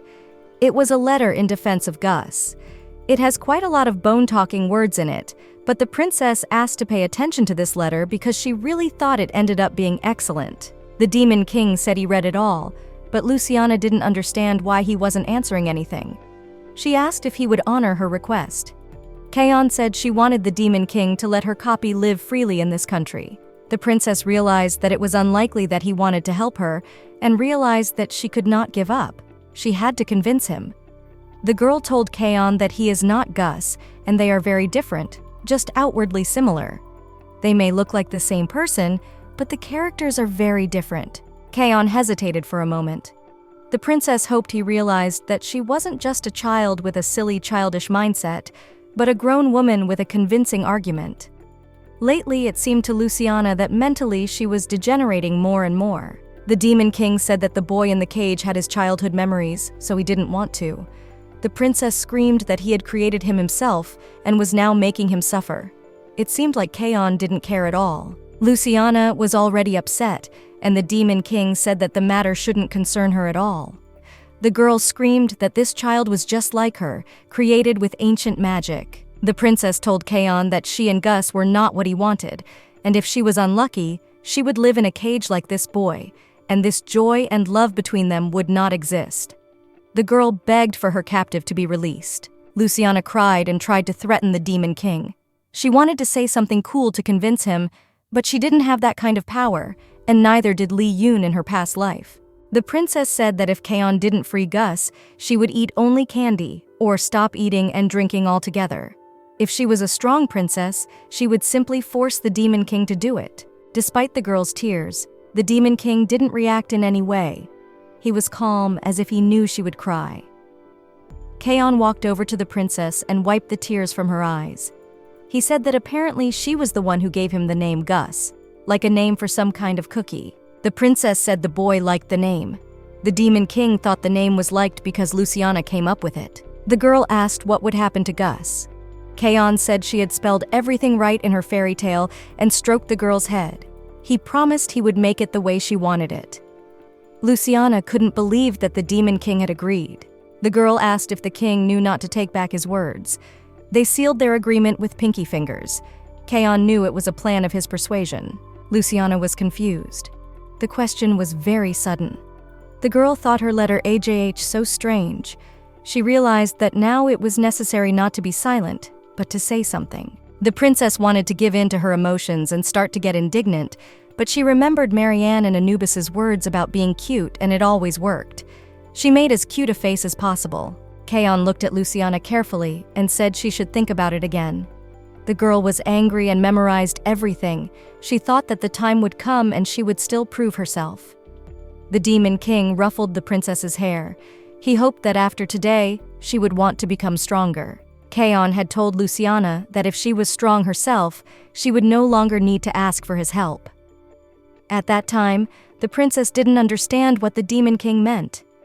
He stood with his back to the girl, and she could not see the slight sadness on his face. After the conversation, nothing much happened. The Demon King, as usual, gave the girl a big book and told her to continue studying magic with Julian, as he had other things to do. Luciana got a difficult homework assignment, to come up with a punishment for Julian. Before going to bed, the princess lay in her bed. She tried to think of a punishment for the elf. The girl thought it would be easier than solving the problem with Gus. However, it was difficult. The next day, Luciana went to the dungeon to the cage, opened it and told Gus to come out. This boy finally got a chance to get out of the cage. He wasn't surprised, and there was no reaction. The princess expected Gus to be elated after his release, well, at least some joy on his face. But the boy just looked at Luciana and remained silent. Gus pointed his finger at the elf and asked if he could kill him. Julian immediately hid behind Anubis's back. The knight had already reached for his sword, but the princess stepped between him and Gus and told them to stop their jokes. She called Julian a coward. The elf thanked the princess. He knew his punishment should have been handled by her personally. Luciana pulled Gus by the hand. She had prepared several gifts for him since he had spent so much time in the dungeon. The first gift was a bathroom. The princess introduced the boy to the rabbits and asked him not to kill them, for they were her friends. She recommended that Gus close his eyes when he washed his hair. Julian whispered to the princess that it could be dangerous for the maids. She replied that this boy was kinder than he seemed, and if he spared even the elf, there was certainly no reason for him to kill rabbits. Anubis told the elf that it was time for them to go so as not to get in the way. Julian didn't want to leave the princess alone. The knight had to take on the guise of a dog in order to sound more convincing to the elf. Marianne and the rabbits finished bathing Gus and told Luciana that he was very modest and it was difficult to comb his hair. Everyone waited for the boy to appear, and when he walked in, he looked like a kitten being bathed for the first time. The princess realized that if she started laughing, the boy would be offended. She noted that he had a very different odor now, and that was great. The bunnies said it was now Luciana's turn for a bath. She asked to reschedule for tomorrow, but there was no stopping the bunnies. Gus waved his hand and advised her to close her eyes when they wash her head. Luciana and Gus sat in the garden at the table. The princess was always hungry after her bath. She told him that she would love to have some rice wine and appetizers right now. The boy replied that he wasn't interested in food and only ate to keep the magic going. Gus propped his head up with his hand and asked the princess why they were here. It was the second gift from Luciana. She said the place was beautiful and the weather was great. It seemed to the girl that he didn't care at all about what was going on around him. Gus looked around and said that this landscape was in Kaon's memory. He had seen it and didn't think it was anything special. The princess wondered how the boy was feeling. She had a past life memory and a new life, and this child had his own life and the memory of a stranger. The two children were both alike and yet very different. Luciana held out a sprig of flowers to the boy and asked him if he knew the sweet smell of the flowers. Gus got up from his chair and leaned over to smell the flowers. He said that was right, and that sweet smell was similar to Luciana. The princess talked about smelling like soap, but what the boy meant was that the smell of the flowers reminded him of the princess. The girl didn't expect this kid to know how to give such compliments. Gus asked what their next plans were. Luciana replied that they would have fun, eat dinner, and go to bed. Starting tomorrow, the girl was to continue learning magic with Julian. Gus wondered if the princess would spend time with him again. The boy thought Luciana had come to break up with him. No one would want to live close to their clone. The Demon King had said that if this boy stayed out of his sight, he wouldn't touch him. The princess explained to Gus that he couldn't live here. It was dangerous for him. Luciana revealed that she had asked Marianne to buy everything the boy needed and get the money. These children had one thing in common. They were both adult souls trapped in the bodies of children. That wasn't a bad thing. The princess told Gus that he was free. That freedom was the third gift from Luciana. She ran away because she was afraid she couldn't let him go. This boy had truly become a special person to her. Gus caught up with the princess and grabbed her arm, telling her that she was wrong and if he was free, he could stay by her side. Seeing what was happening, Marianne thought the boy was doing something bad for the princess. She swung around and threw her bag at Gus. Luciana realized that the boy might get hurt now and covered him with herself. The bag Marianne threw flew right into the princess's face. It was strange that the protective magic didn't work. Luciana's eyes were seeing double as she saw the Demon King heading towards her. The girl heard voices from her past life asking for her to come to her senses and wake up. The voices were discussing what happened to Li Yun, because physically there was no damage on her, but she wouldn't open her eyes. It seemed to be the voice of Li's father. He got drunk, constantly made her do house cleaning, abandoned her and left the house. Afterward, he never once came to visit her. The girl would come to him on her own and try to meet him. In those days, Li was willing to live on 2 houses. She hoped that her father, at least a little, loved her and really believed it. How painful it was for the girl to admit that this would never be the case. It was very hard to bear. A voice gently told Luciana to forget her past life. She didn't realize if she would regret it. From the depths of her subconscious, the girl was being called by her father, but she knew she had to go back. When the princess opened her eyes, she was lying in the arms of Kaon, who was telling her to punish them.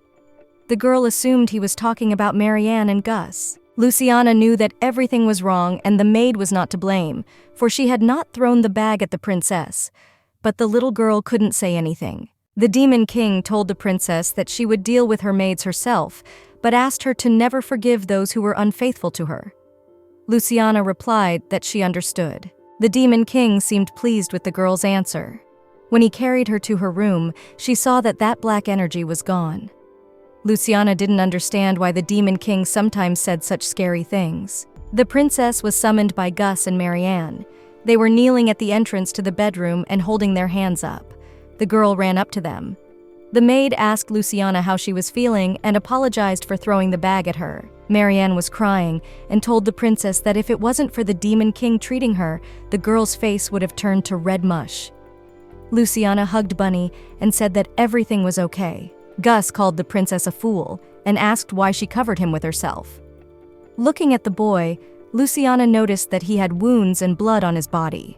He immediately came when the girl was hit with the bag and decided, for fun, to test his strength by attacking the Demon King. The princess saw that Gus had really been hurt, and he himself said he was no match for Kaon. Apparently, his magic didn't work on the Demon King. Luciana took the boy's hand and said that he wasn't weak. It was just that the Demon King was older and had time to advance further in magic. The princess told Gus that he still had a lot of time, and if he worked hard, he might be able to surpass the Demon King one day. Luciana wondered how the boy was feeling, if he was feeling better. Gus moved closer to the princess and said there was good news. Marianne thought the boy was too close to Luciana, and she ran over and separated them. Gus told her that he didn't admit to losing, and so the Demon King allowed him to stay here as a friend of the princess. Luciana was shocked by this news and the fact that Kaon had made such a decision. Lately, something was going on with the Demon King. The girl was glad that Kaon didn't kill Gus, and besides, allowed him to stay. But she was very afraid that one of them would kill the other, but who knew that the whole problem would be solved so easily? The princess hugged her friend and noticed that he had a high fever. Marianne announced to the princess that it was time to eat, and told Gus that as soon as he got the healing ointment, he could join in too.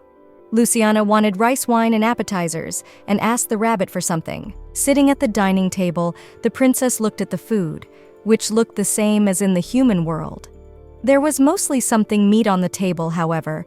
There were some hot peppers and salad.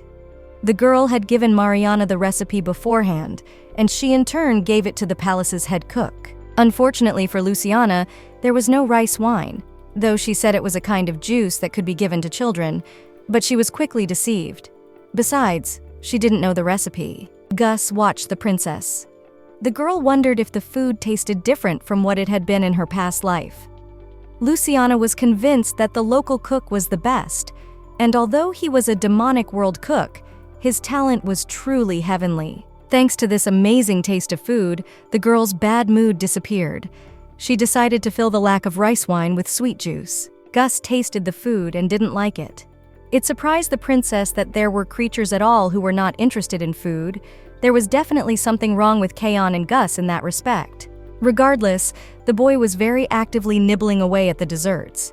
He said he enjoyed the sweets a bit and liked watching Luciana eat, so he just repeated after her. Gus knew which of the dishes the princess liked, and he would watch her to see what the food tasted like. If the girl ate something really good, the girl's face would start to brighten. Luciana realized that all her emotions could be seen on her face. She was embarrassed, but amused. And after that, Gus, at the girl's request, tasted 3 of her favorite desserts. There were also some not-so-favorite food options, like chocolate with mushrooms and broccoli. Gus asked the princess why she doesn't eat melon. The girl replied that in a past life she was allergic to melons, so she had machine avoided them. Luciana realized that the boy was very observant. The princess was really interested in him as much as he was interested in her. The bag Marianne had thrown wasn't that heavy, plus Luciana had the defense magic she had used to free Gus. Kaon realized that before, the bag would have simply dissolved in front of the princess, or the maid wouldn't have even been able to throw it. But somehow, the magic didn't work. It was pointless for Gus to use magic against the Demon King, and even if he tried, he would still lose. At the time, the boy had thought he had lost by carelessness, but now he realized that it was pointless to even try. Regardless, the king had not tried to kill the boy. Gus knew that all attempts to attack were futile, but he tried to attack even after he came to his senses, and did so until the ground was red with blood and his ribs were broken. Luciana called Gus her friend, so the Demon King didn't kill him. After all these events, the boy passed out from pain and exhaustion, but when he opened his eyes, his wounds were no longer as serious. He didn't realize what had happened. Gus realized that something was wrong with his magic. He didn't remember how he found himself in Luciana's bedroom. His wounds weren't as serious, and he supposed that it could all be an illusion. Memories arose in the boy's mind, but not of him, but of the Demon King and the story of Luciana, whom he had been protecting all along. After hearing the princess's story, the boy realized that she was really just like him, a child born through magic. While Gus pondered how special they were, the memories of the princess ended.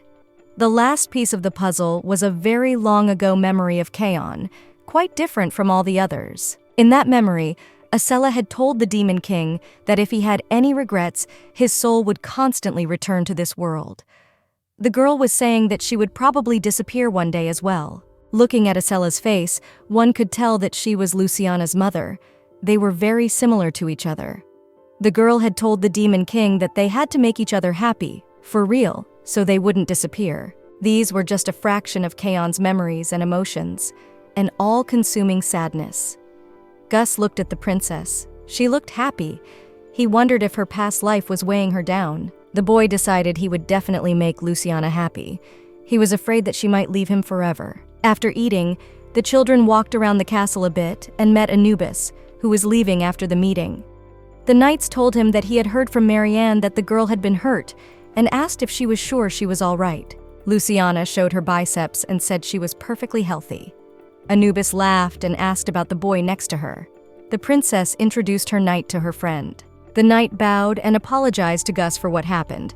He promised to protect him too because he was a friend of the princess. The boy noticed that Anubis was behaving better than expected. Anubis told the princess to go to her room because it was bedtime. The room for Gus was ready too. Luciana had the rabbits prepare a room for him next to her while they ate. The princess headed to Anubis's arms, but Gus pulled the princess against him and asked the knight what he was doing. The knight was surprised. The girl was too. The protagonist pushed off and told her boyfriend that he might like to walk, but her legs were small and weak. The princess enjoyed spending the whole day with Gus, but her legs did get tired from walking so much. The boy took the princess in his arms and said he would carry her. Luciana didn't realize what was happening. A strange race had begun. Just as Gus took a step forward, Anubis tried to overtake him, and when the knight passed forward, so did Gus.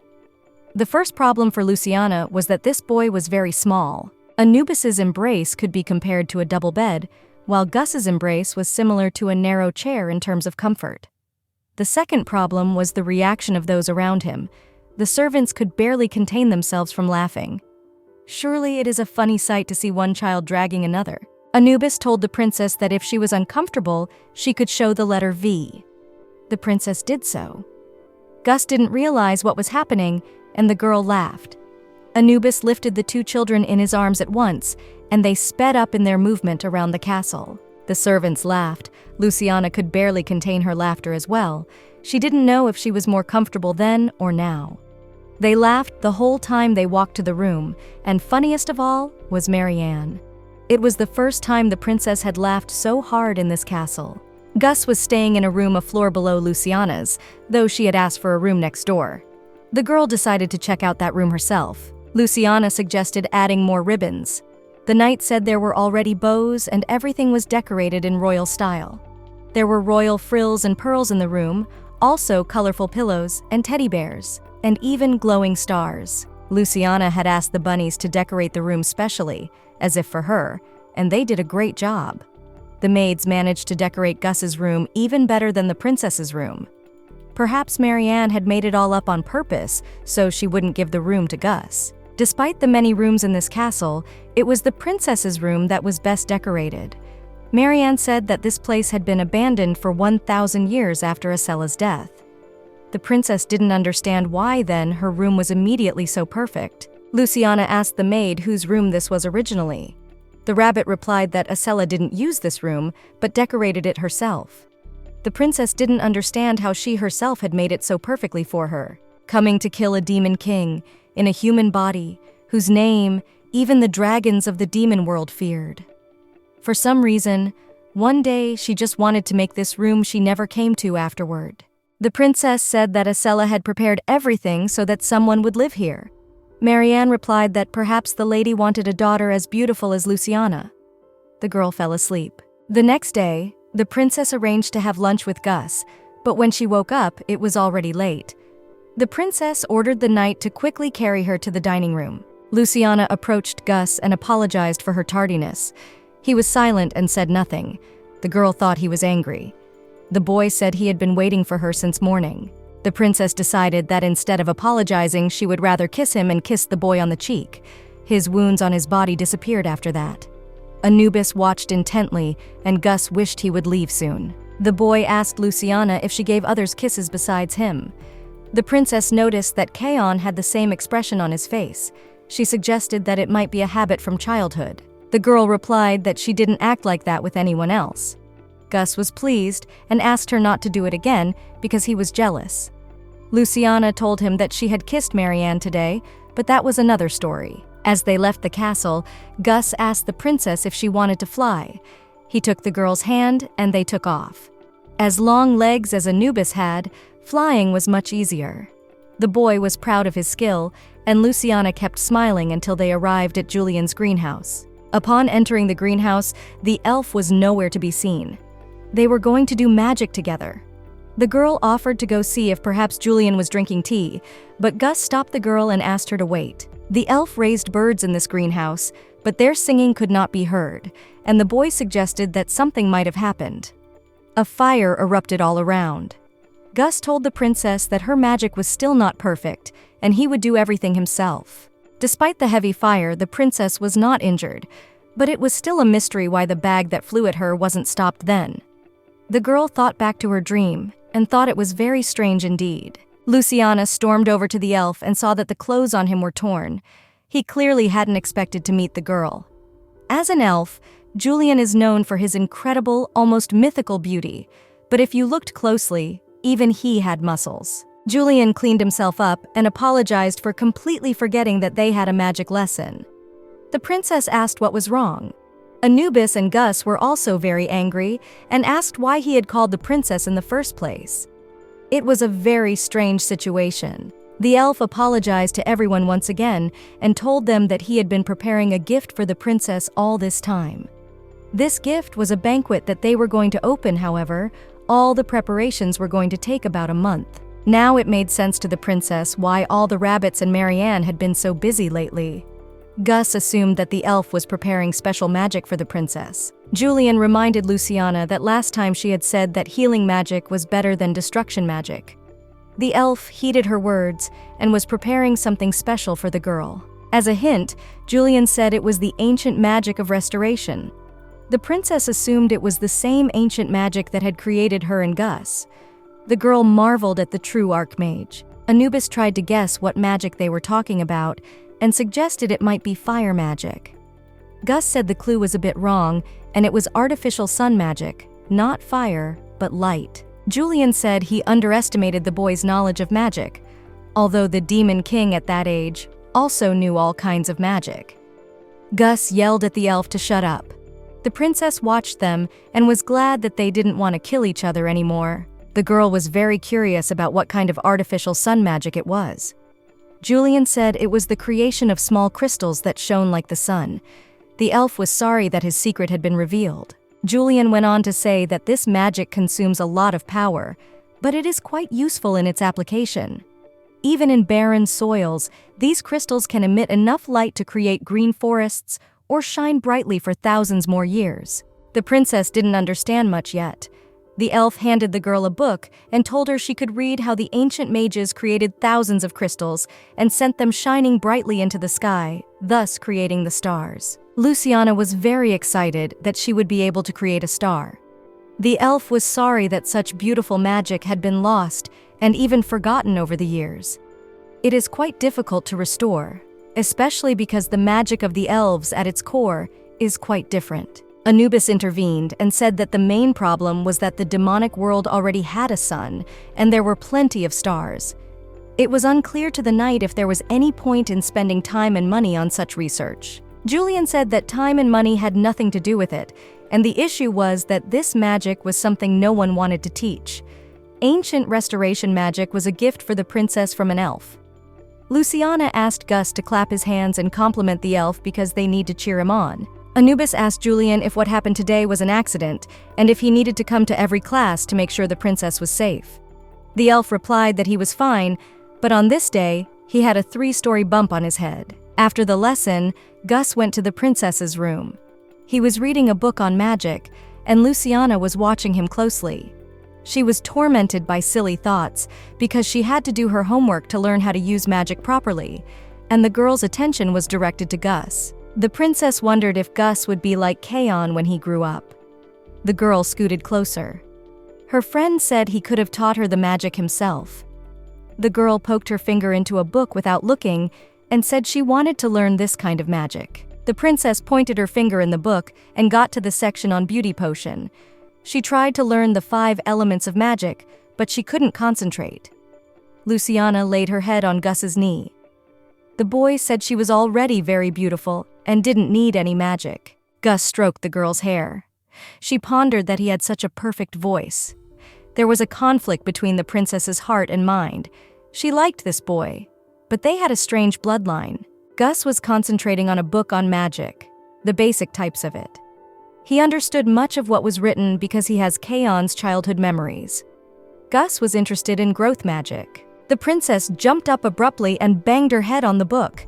She started crying and the boy laughed. He said that the princess shouldn't hurt herself because of the defense magic. Luciana resentfully said she was hurt anyway and asked him not to laugh anymore.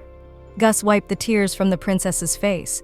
It was unclear why the defense magic was working so strangely. Luciana was sure she would definitely get a bruise. She didn't understand why she couldn't just remove the pain. After all, she was only wasting her tears. The children continued to study growth magic. This type of magic was transformational, so once it was over, it would return to its former form. In order to make one actually age, one needed the influence of alchemy.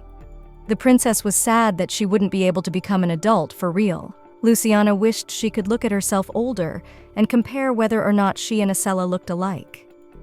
The girl wondered why Gus was interested in this particular topic. The boy remembered about the 7-day banquet and asked the princess if she knew what was going to happen there.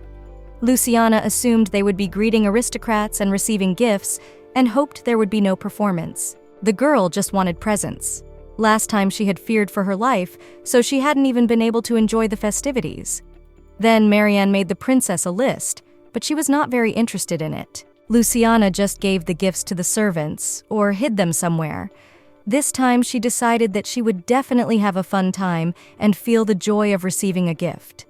The princess voiced that at this banquet, they would eat goodies and have fun behind the Demon King's back. Luciana didn't understand what else a little girl was supposed to do at banquets, only endure and wait. Gus reminded her of the dancing that would also be at the celebration. Since the princess is still little, she shouldn't dance, but she had seen adults do it. At first she thought it was beautiful, but then it got boring. Gus suggested that it would be more fun with growth magic. The princess agreed, because it would be possible to lengthen their arms and legs. The girl asked where they would start, and was glad it was better than doing homework. The princess lay back and concentrated on magic. After healing Gus, she could feel the flow of power within her. It was easier for her to control and realize magic. The boy sat next to her and helped Luciana focus on her powers. Gus told her to focus on the magic in her ring and visualize time moving. The princess could already feel the power awakening in her, and the boy stopped her, warning her that her body would get bigger, but her clothes would not. Luciana laughed and said that she almost got in trouble. Gus praised the princess, saying her magic was excellent. The boy opened the window and headed to his room, asking Luciana to try again while he was gone. The princess felt as if she found herself as the main character in a book she had read as a child, a story about a girl who became an adult with the help of magic, but realized that being a child was much better. Just as Gus had said, the maids and Marianne came into the princess's room. Just as Julian had said, they were preparing the girl a new dress for the next banquet. The rabbits noticed that the princess had grown a little, and now the usual length of the skirt was too short for her. Since Luciana would need new dresses after she grew up, she immediately told Marianne about the growth magic. The maids were delighted and said it was incredible magic. They wanted to see everything with their own eyes as soon as possible. The girl decided it was time to get started. It all worked out. The princess was afraid that she would do something wrong and age very badly, but everything succeeded. By human standards, the princess was now 10 years old. Luciana was not happy, but the bunnies said that at that age you could already dance at a banquet. The princess marveled that even for her little feet there would be a dance. Marianne said that she could start with the easiest and offered to pick out the right dress. After taking the measurements, the girl looked at herself again. She had a slightly altered face and thin, pale skin, and eyes that looked like stars in the night sky. Luciana supposed she could look 12 or 11 years old. She liked the reflection in the mirror. The princess assumed that if she used magic one more time, she would get older, but first she decided to check how long she would stay that age. Marianne had left the girl in her regular pajamas, just in case the magic failed in the middle of the night. It was much more comfortable for the princess to move around now, and she wished she could stay at this age forever. Luciana realized that she still had plenty of life ahead of her. She wondered if Gus had succeeded or if she was getting older. The princess realized that her friend didn't have the right clothes. She went to his room and brought her shawl, which was meant to cover her bottom slightly. Luciana asked Gus not to change today, and tomorrow Marianne was to prepare clothes for him. It seemed to the princess that the boy was not listening to her at all. She figured he knew more about magic than she did, and this conversation had been started for nothing. Even at that age, Gus was taller than Luciana. The boy told the princess that she was very pretty. Luciana blushed and replied that she was the one who hadn't even grown up yet. The girl asked Gus to be sure to show himself after he uses growth magic on himself. Julian, with another mage, came to see the Demon King. Marin had said that it was no longer a matter of the safety of not just the princess, but the entire kingdom, and the appearance of the chimera was proof of that. He asked for the elf to be stopped. Julian said they only had to help the princess defeat the prophecy. He spoke of the prophecy of destruction and was sure that it had passed from Lady Acella to Princess Luciana. The elf said that other signs could appear. It was impossible to say for sure that the princess was a sinister being that would destroy the demon kingdom. The prophecy of destruction. It was a curse imposed by the demon of the abyss who was jealous of Acella, who had gone beyond the limits. Strong waves will crash down on the demon kingdom. It will be destroyed by a brilliant desire. First, the beings that are not allowed into the world will come. Second, the power that is not allowed into the world will come. Third, it is a curse or an omen, depending on how you look at it.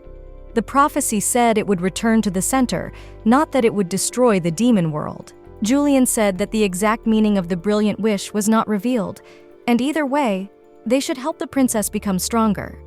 Only then would she be able to choose her own destiny, and not just return to the center. Princess Luciana was supposed to become the new queen of the demon world. In that case, Moronhad would lose and Julian would win. The elf said he would continue their magic lessons with the princess. The Demon King was left alone and remembered Acella's words about everyone in this world being so boring except him. Kaon replied to the girl that he lives only for her. Acella begged her lover not to die and said that she saw a strange future in which one must not betray that child. For all the 1,000 years since Acella's death, Kaon could not understand her words. To bring his beloved back to him, he used ancient magic over and over again. He didn't care about the failed attempts that were destroying his soul. Luciana appeared, the child who came in Acella's place. The Demon King wanted to kill her, but he immediately realized that it was this child that his beloved had warned him about, and he could not disobey her because he loved her still and forever. It was she who remained the goddess of demons for Kaon. The next day, the princess began to learn to dance. Anubis and Marianne showed her how to dance and did it very cool. Luciana watched it all and said it was her turn to dance. The knight was explaining to the girl how to do the proper foot movements. It was easier than she thought it would be. Anubis kept praising the princess and saying she had talent. Luciana replied that it was all because she had such a great teacher. The girl realized how much everyone would be surprised when they saw Li Yun's grades from school. A voice arose in Luciana's mind that called out to her from her former life. It was the voice of her father. Anubis and Marianne were worried about the girl and asked if she was okay. Luciana assured that she was fine and was just confused. The knight suggested that the princess rest.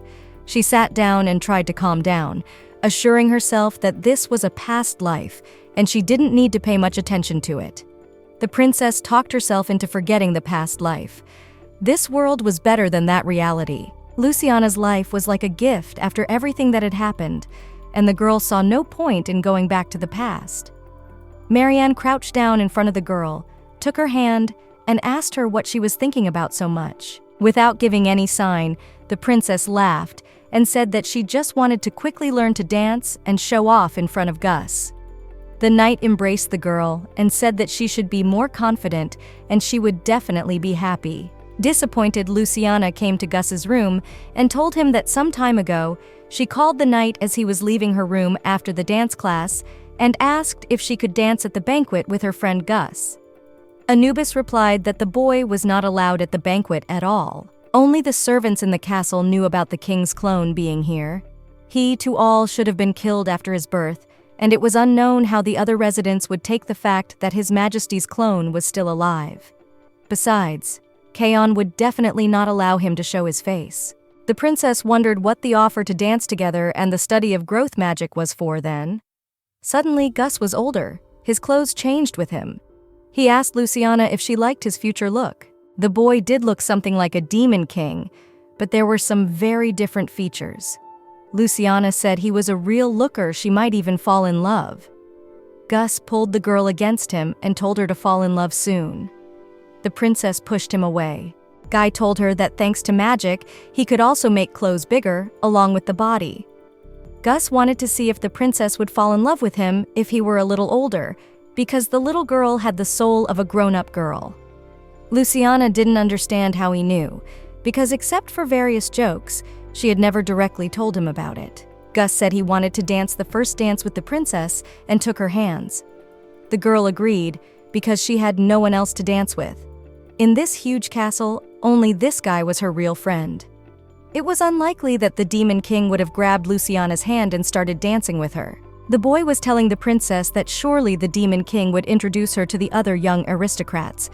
Luciana realized that there were more demons her age as well. She was curious. The princess told her friend that he was still the most handsome, and even if ranked, he would overtake the Demon King and take first place. Gus replied that he had expected such a reaction and said that he would still ask the Demon King to be allowed to participate in the banquet too, even though the chances were very slim. The princess replied that it was dangerous and she was very worried. The boy took a strand of the princess's hair in his hands and asked her to promise that she would give him the first dance. Luciana agreed. Gus kissed her on the cheek. Back in her bedroom, the princess transformed back into a younger child. The protagonist nibbled on candy and speculated on whether there would be trouble because of Gus's similarities to the Demon King. Even though the boy looked like him, they were still very different. Luciana tried to read Gus's mind, but she had a hard time understanding what he was thinking, given their age difference. The princess realized that this boy was her only friend, and she couldn't fall in love with him, and she didn't want to. The girl mentally apologized and decided that after their first dance, everything would be over. Luciana was sad and wanted to get drunk. The Demon King sat in his office. Knight Anubis was standing next to him. He didn't expect Kaon to finally take up the paperwork, for after the princess appeared, he hadn't touched the work at all. All of this didn't just concern the king. Anubis's life had also changed with the arrival of the princess. Every morning, Anubis waited to see what other cute things the princess would do today. He walked the corridors of the castle every day, hoping that Luciana was having a great day. The knight would be happy to always live like this, next to the princess, if only her soul would stay in their world. The Demon King had said that the sooner Luciana's soul got used to their world, the less the past would bother her. It was only a matter of time before the princess's memories of the past time would be sealed away. Nightmares involving Li Yun from a past life. Dark and deep memories she might not even remember. Anubis suggested that Kaon give the girl back all of her memories, for they could only seal a portion of them as they were now. It was necessary that her soul would no longer be drawn to that world, and that she would have nothing to do with it. Anubis was sure that the Demon King didn't want Luciana's soul to just go back to the old world one day and disappear either. Kaon had come to the princess's room again today. He knew she was having nightmares, and realized her soul was in a precarious position. They needed to take even more care of the princess to make her love the world. The Demon King asked the knight to talk about his death in his past life, and how he escaped from those memories despite all the pain they caused. Black Dog. A life filled with the smell of blood and frenzied dog barking. Those who had always trusted their master and died because of his hand. All Anubis remembered was that it was a dogfight. If the Demon King hadn't taken his memories, he would have gone mad. The knight was very worried about the princess. He pondered what her life had been like and how much her soul was hurting because of those memories. Tears rolled from Anubis's eyes. It had been a week since the princess had started learning to dance. She had become an almost magnificent dancer, and Gus had even managed to get permission from the Demon King to attend the banquet. The children thought the king would be angry, But suddenly, everything was easily resolved. Despite the beauty of the situation, there were some sad moments. Because of the preparations for the banquet, Anubis and Marianne were very busy, and they would only meet for dance lessons, although Gus was only happy about it. On this day, the princess had no dance lesson, nor did she have a lesson with Julian. Luciana didn't know what to do and decided to have a picnic in the flower field. The girl planned to make a very beautiful wreath for her friend. Entering Gus's room, the girl saw the Demon King there, who gave her a letter. Opening the letter, the princess saw the handwriting of her friend. It said that it was necessary to do something in return for permission to participate in the banquet. Luciana didn't understand what was going on and how the boy could leave without saying anything. Kaon took the princess in his arms, and they found themselves in a beautiful garden. Luciana had never been here before and had never known the palace had such a place. It was beautiful and smelled delicious. The girl didn't know that the flowers up close were so beautiful. Just seeing them made her feel better. The Demon King told the princess to make a wreath. Luciana couldn't believe he was saying this seriously. Kaon had been acting very strange lately. Of course, Gus didn't see what was going on, but the girl wanted to make this wreath just for him. Luciana asked what kind of wreaths the king liked, colorful or monochrome. Kaon answered the girl that he could do it any way he wanted. Gus always answered the same way. The princess said she would do as she wished and told her not to complain later. Even though Luciana still had small hands, but thanks to her experiences, she knew that even so, she could create a masterpiece. After making the wreath, the girl gave it to the Demon King and said that even though it wasn't very durable, it was beautiful. Kaon bent down so that the princess could place the wreath on his head. The girl noticed that his hair was even beautiful. She wanted to make the wreath look ridiculous, but in the end, it only complemented the Demon King's beauty. The longer the princess looked, the more beautiful he became. After reading the girl's thoughts, Kaon replied that she evoked the same feelings in him. The princess realized that her thoughts were being read. She felt very ashamed. She became frightened and hid in the flowers. Luciana realized that you can't think about anything and you need to control your thoughts, but it was too late. The girl told Kaon that she wasn't thinking about anything like that and apologized. He asked if Luciana was ready to take the punishment. The princess ran closer and began to apologize. The Demon King asked her to answer the question and promised to think about it. Luciana promised to address him more politely, and he asked her to stop being afraid of him already. That was another reason why Kaon said she wasn't an absolute copy of Acela, though he thought it would be nice if they had a daughter like Luciana. Kaon believed that it was Acela who had given him this girl. It was perfect ancient magic, but a mistake in the process. The more the mage's desire and the soul's desire for rebirth matched, the greater the chance of success. The king had no choice but to recognize her, amidst repeated failures. Acela had no desire to return at all. No matter how hard the Demon King tried, and no matter what he did, her soul would not return. But here was Luciana, with the soul of Li Yun, who had come to this world, according to Kaon, appeared with the help of Acela's intervention. For some reason, it was Acela who wanted to put Li Yun's soul into this body instead of herself. The Demon King was sure that his lover must have loved him. After all, she had said she did, but never returned to him. Kaon wanted to understand exactly what this child meant to them. The princess approached the king. It seemed to her that he was sleeping with his eyes open. The girl decided to wait for him to come to his senses. Perhaps he was contemplating how to punish her. Kaon summoned Luciana and said he wanted to reward her in return for the wreath he had given her. The Demon King only allowed the princess to make 3 wishes. Did the king know how hard the princess's heart was beating at that moment? Luciana realized that she had food and a home, and she played a lot. The girl didn't know what to wish for. She realized she was having a great time in the demon world, but she could have asked for a personal palace, new servants, or even an army of soldiers if she took the opportunity. Luciana's goal was a quiet and happy life. She realized that if she was short of money, she would simply sell one of the golden statues in the hallway. The princess didn't know what she should choose and remembered the lottery, even though it was just an ordinary piece of paper now. The girl missed her past life.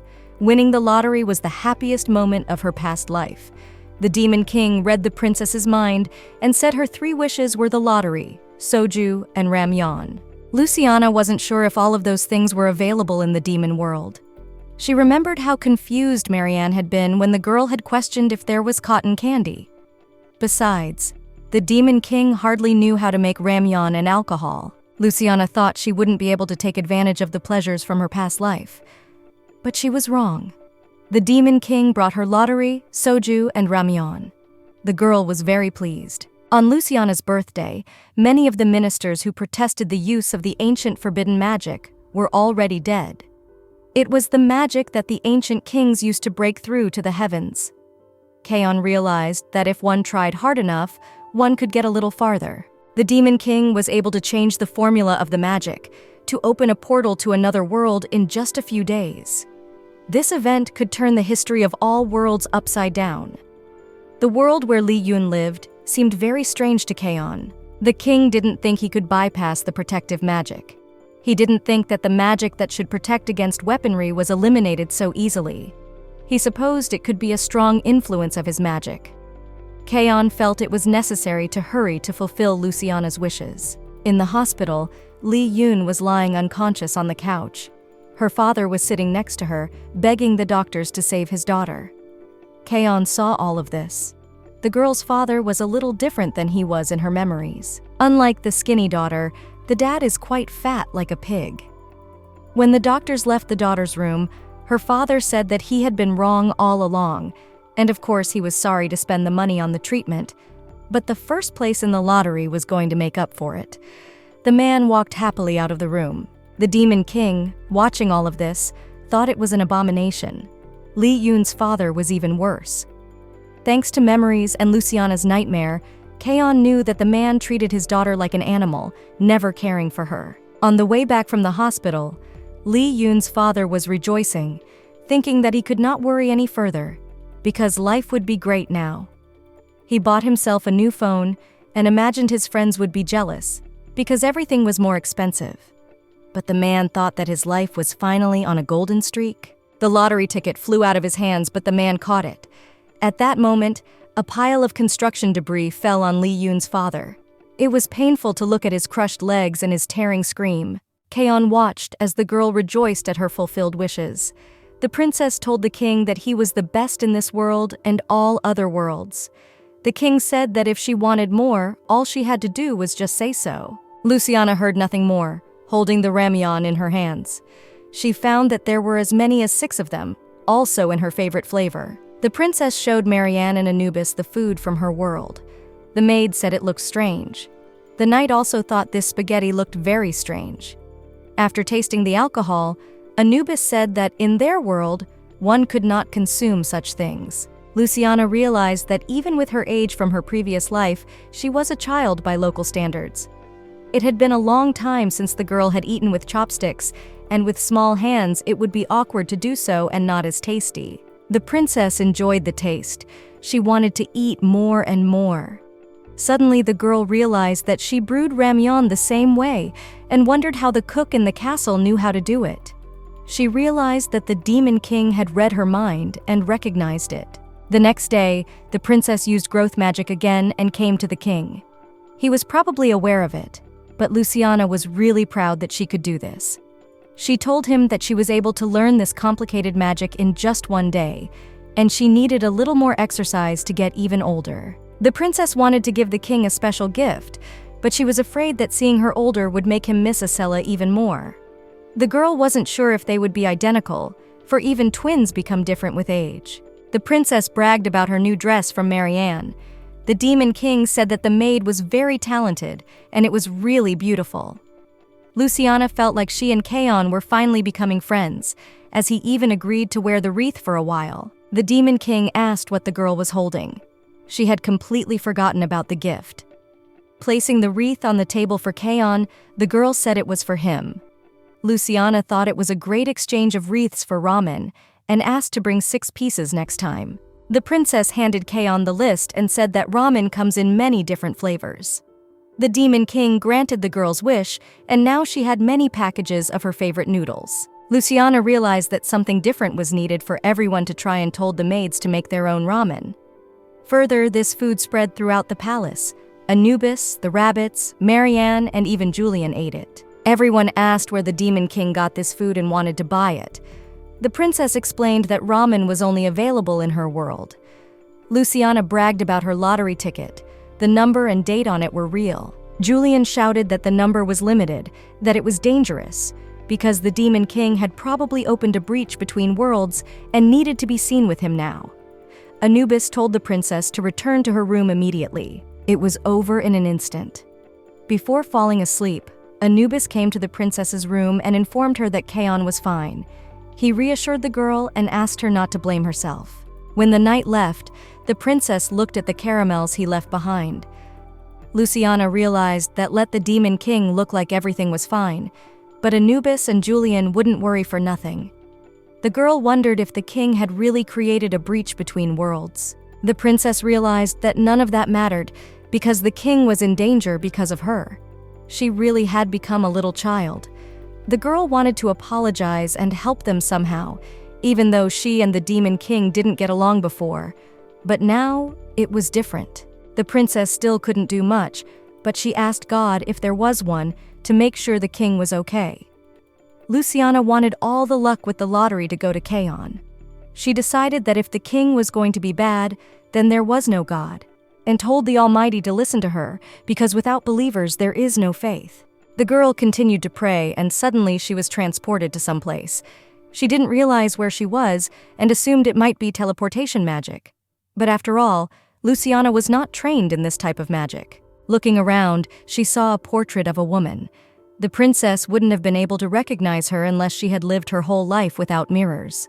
Looking at the face and hair of the woman in the portrait, she recognized the great enchantress Acella. It became clear to the girl why the Demon King loved her to the grave. She was sure that in life, Acella was even more beautiful. The princess realized that if her portrait was hanging here, this was most likely the Demon King's room. Luciana ran up to the king. It looked like he was sound asleep. The girl decided that she would quickly check to see if he was injured and return to her room before her unlawful intrusion was noticed. Looking at the king's face, the girl made sure that he was still as handsome as ever. His shoulders were still as broad. But taking his hand, she felt that they were as cold as ice. Even tightly squeezing Luciana could not warm them. The princess kissed Kaon's hand and realized that the healing magic wasn't working. The girl wasn't sure if he had received proper treatment from the healers. After all, he couldn't just take everything and abandon it. The Demon King opened his eyes and said she shouldn't worry. Luciana resented that it was the same as going to jail for one loaf of bread. Kaon said there was nothing wrong with her arm and it was just a matter of time. The princess apologized and said she should have known better when he brought the food the first time. The girl said greed blinded her eyes. She placed a candy bar in the king's palm. Kaon was sure the princess had many questions for him and allowed her to ask one thing. The princess showed 2 fingers, implying that she could ask 2 questions. The king bent 1 finger back at her. The girl realized that this was her unique chance to ask a question and get an answer. Luciana asked the king why he still granted her wishes if he knew it was dangerous. According to the king, the princess had been mentioned in Acella's last will. Even though the king's beloved could not be reborn through ancient magic, she herself had placed Lee in this body. No one knew for what purpose Acella had done so, or why she had not come back to life again. When Kaon talked about it, his eyes were like moonlight. Even the princess had a hard time guessing what he was thinking. Luciana thought it was best to forget about those who had already left the world. Trying to cling to what cannot be grasped, the king only hurt himself. The girl realized that many more things would happen in his future. Luciana jumped up from the bed. The princess realized that she was the same way because she so desperately wanted that pathetic piece of paper back. This lottery was the only victory in her past life.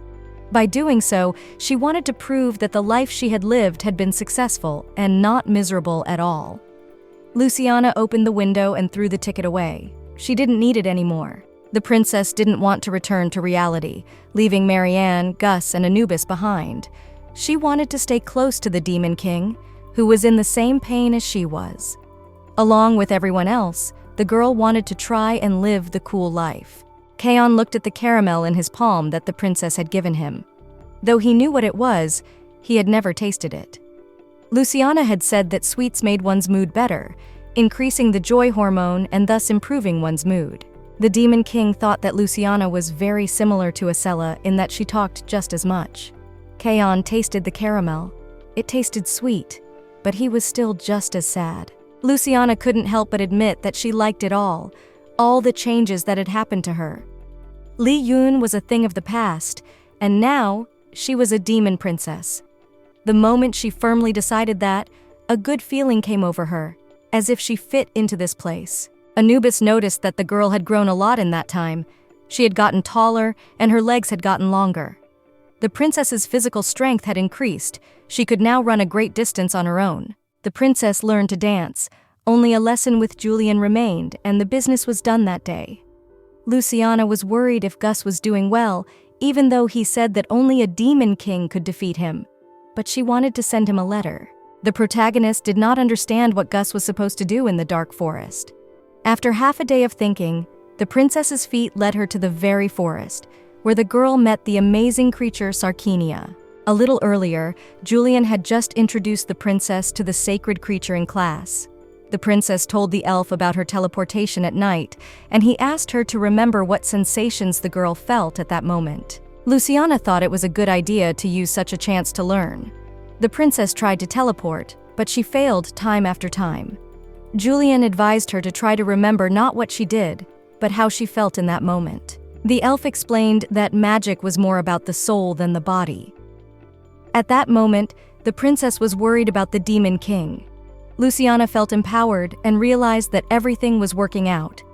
Julian told her to stop, but it was too late, and the girl teleported into the forest. Luciana spoke words of gratitude to the magical creature for coming to save her. She wasn't scared at all now that she wasn't alone. The forest was as dark and gloomy as Gus had described in his letter. The princess concentrated on Kiona and eventually came to Gus. Luciana was trying to figure out if she had the ability to do magic or not. Acela, though she was human, but she went beyond the usual human limits, proving her genius. The princess was closer to the demon race due to the fact that the power of a demon king was mixed in with the ancient magic. Luciana knew it was dangerous to rush blindly to find Gus, but in order to use magic to return, she needed to take a little break. Hearing some strange sounds, the princess turned her head and saw a monster that had several heads. The girl defended herself. The monster fell down, and the girl heard its voice filled with pain like a child. Luciana didn't like to see pain, even if it was the monster. The protagonist was glad that she excelled a lot in healing magic and decided to heal the monster. The girl moved closer to the chimera and decided that she would just kiss it lightly, very lightly, on its forehead. The monster glowed very brightly. It was impossible not to close your eyes. The chimera turned into 3 children who thanked Luciana and said they were no longer in pain. The princess thought she had nothing to thank her for and hoped that they would not be sick anymore and would be happy. One of the children approached Luciana, put his palm to her face, and said that thanks to her they could be born again, and when they had a new life, they would definitely repay her care. The 3 children turned into beautiful fireflies and disappeared into the sky. The princess looked after them and assumed that they had ascended. The girl thought that maybe her magic couldn't heal them like Gus had. She hoped she had done better for the children, for they looked happy. Along with the arrival of dusk, the power she had spent healing was restored. The princess gained confidence and decided to go look for Gus. The magical creature that was guarding the princess shook its head negatively. At this moment, in the Demon King's palace, Anubis was holding a sword at Julian's neck. Marianne had said that if even a scratch was found on the princess, the elf would have his fingers cut off, according to the number of them. Everyone was very worried about the princess. Even on pain of death, the elf admired the princess and said that she had succeeded, for only experienced mages could travel such great distances. The elf said that Luciana must be with His Majesty now, and there was no reason to worry. Julian said that the princess was fine and wearing protective magic, with the divine beast by her side. Marianne countered that the princess's protective magic had not yet been finalized. The elf cried and said that since that day, the protective magic has shown no abnormalities. Anubis said that the princess would not return from Mr. Julian being beaten and told Marianne to put medicine on him. At that moment, the Demon King entered the hall, and the princess was not beside him. Julian tried to cover the knight and Marianne's mouths with his hands, but Kaon told them to speak. The rabbit asked where the princess was, if she had met her on the king's path. In the blink of an eye, Marianne, Julian, and Anubis were on the floor. The Demon King used magic. He was very angry. Meanwhile, unaware of the bloody winds raging in the palace, Luciana did battle with her own limit and won. The princess pondered that perhaps there was a whole sea of magical power within her from birth, and, so far, she could only tap into a small portion of it. The girl continued to heal with a kiss everyone she met on her way. It was a little difficult at first, but as she continued to do so, she pushed herself past her own limit. The princess tried to figure out what those words meant, spoken by the boy who had been freed from the monster's body. He had said that when they found a new life, they would repay her. The boy had called Luciana the little goddess of destruction and said that the difference between life and death was the thickness of a single leaf. The princess still wanted to find her friend in this forest. She smelled a foul odor, as if something had gone rotten. The magical flying deer sat the girl on its back and flew up into the sky. Luciana heard that there were more than one of these unfortunate creatures in the forest. Judging by the howls, there were dozens of them there. The princess wanted to do what she could. The surroundings grew quieter and quieter. The howling gradually subsided. Gus said it was time to call it a day. He raised his hand up, and something happened to the flying deer.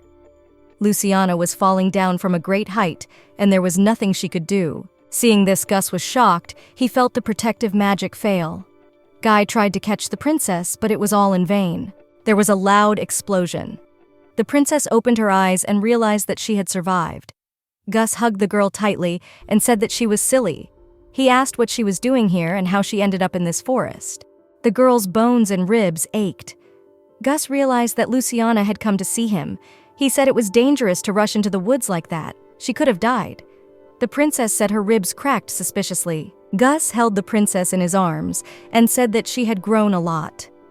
Luciana noticed that her friend was noticeably thinner, his cheeks sunken. She asked why he hadn't taken care of food on the road and regretted not taking at least a cookie with him. Suddenly, several large chimeras appeared. The princess was very frightened. Gus covered her eyes with his hand and promised to warn her when it was over.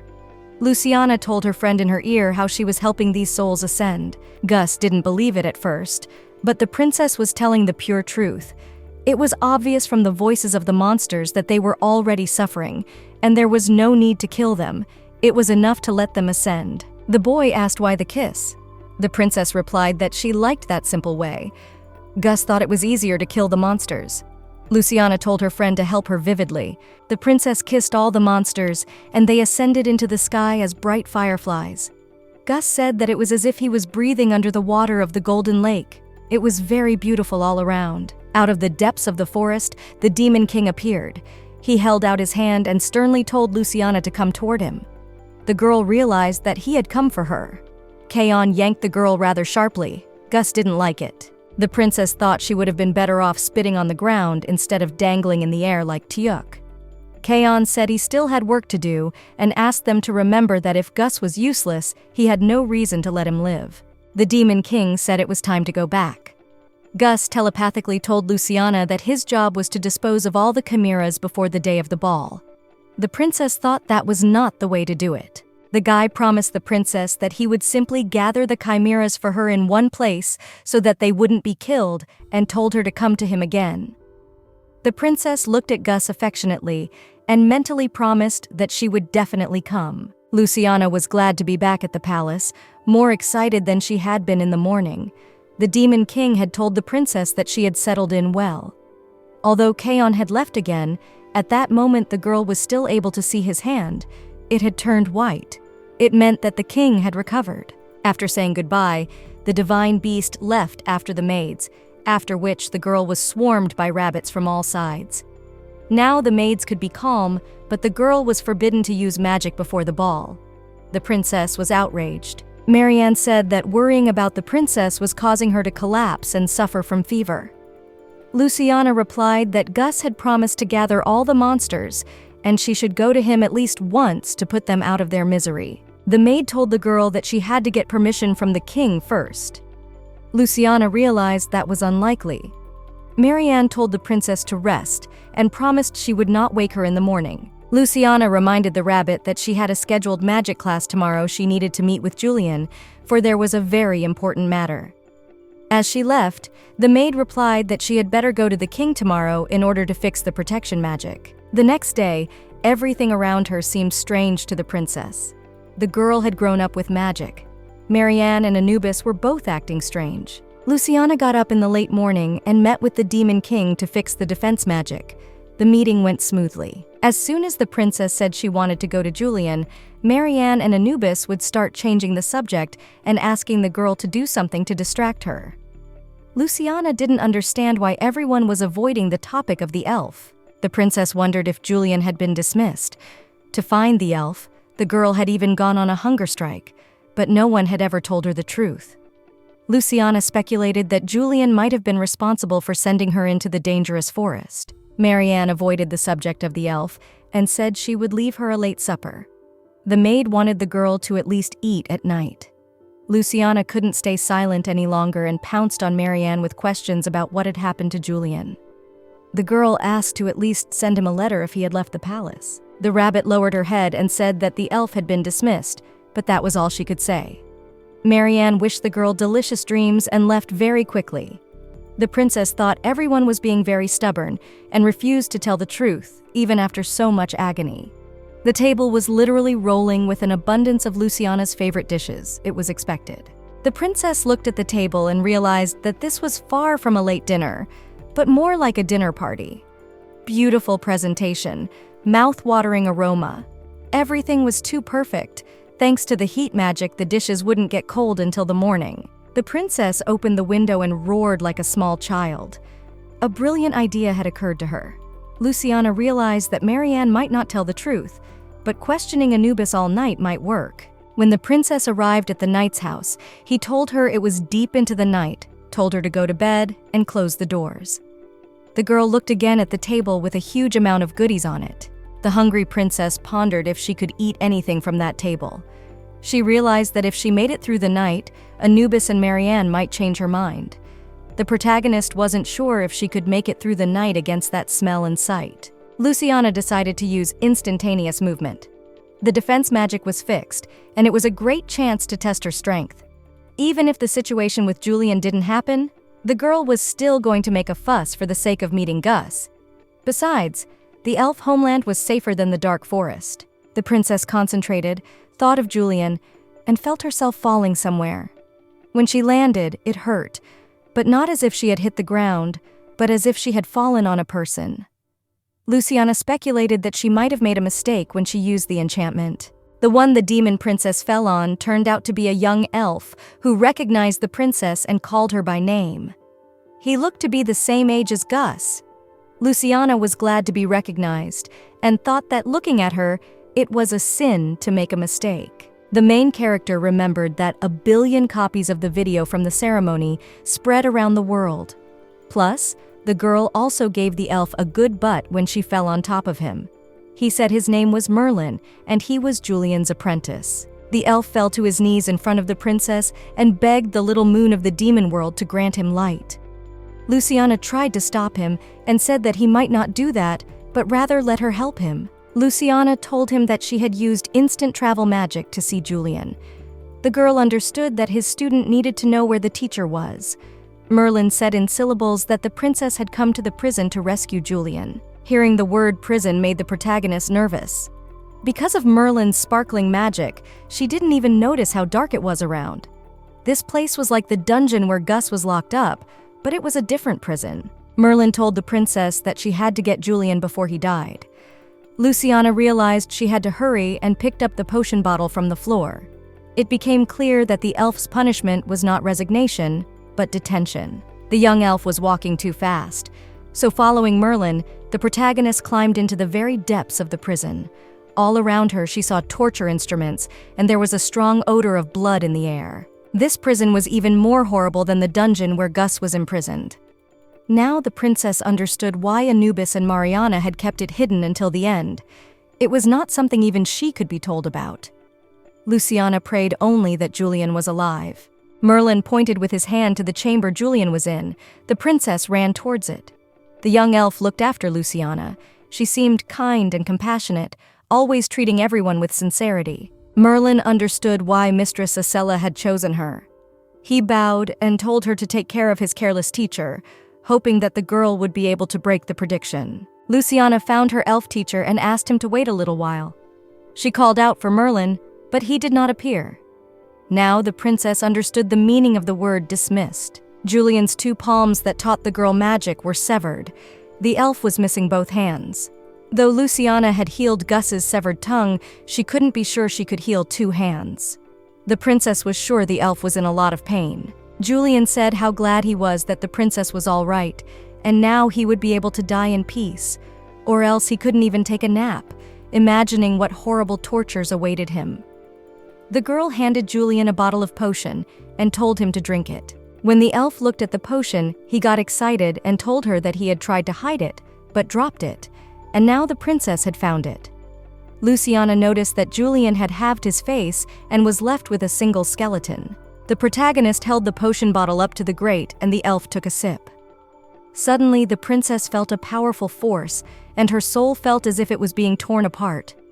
She told Julian that everything would be all right, and promised that there would be no more pain, for she would heal him just as she had healed Gus. Julian asked her to spare him and not to use any magic on him now, because it would not only not heal him, it would take his life. The girl remembered the words of the little goddess of perdition, and that the difference between life and death is as thick as a thin sheet. These words were spoken by one of the ascended souls, the color of the pale moon illuminating the darkness. The girl's hair became silver like Chaon's, and eerie golden eyes like a falcon eyeing its prey. Luciana had a strange feeling, like she was no longer herself. She was being torn from the inside out. Julian told the princess to freeze and stand still. Luciana realized that she was different now, not the same person she was before. The elf told the girl to look at him, and told her that she was now releasing a power that had been slumbering in her subconscious, with no idea how to curb that power. In Julian's opinion, the power was given at birth, and it was the power of the demon god, granted only to those who rule the demon world. The princess replied that this was not the time for lessons. The elf told the girl to quiet her soul and visualize herself gathering back her power and focusing on the ring.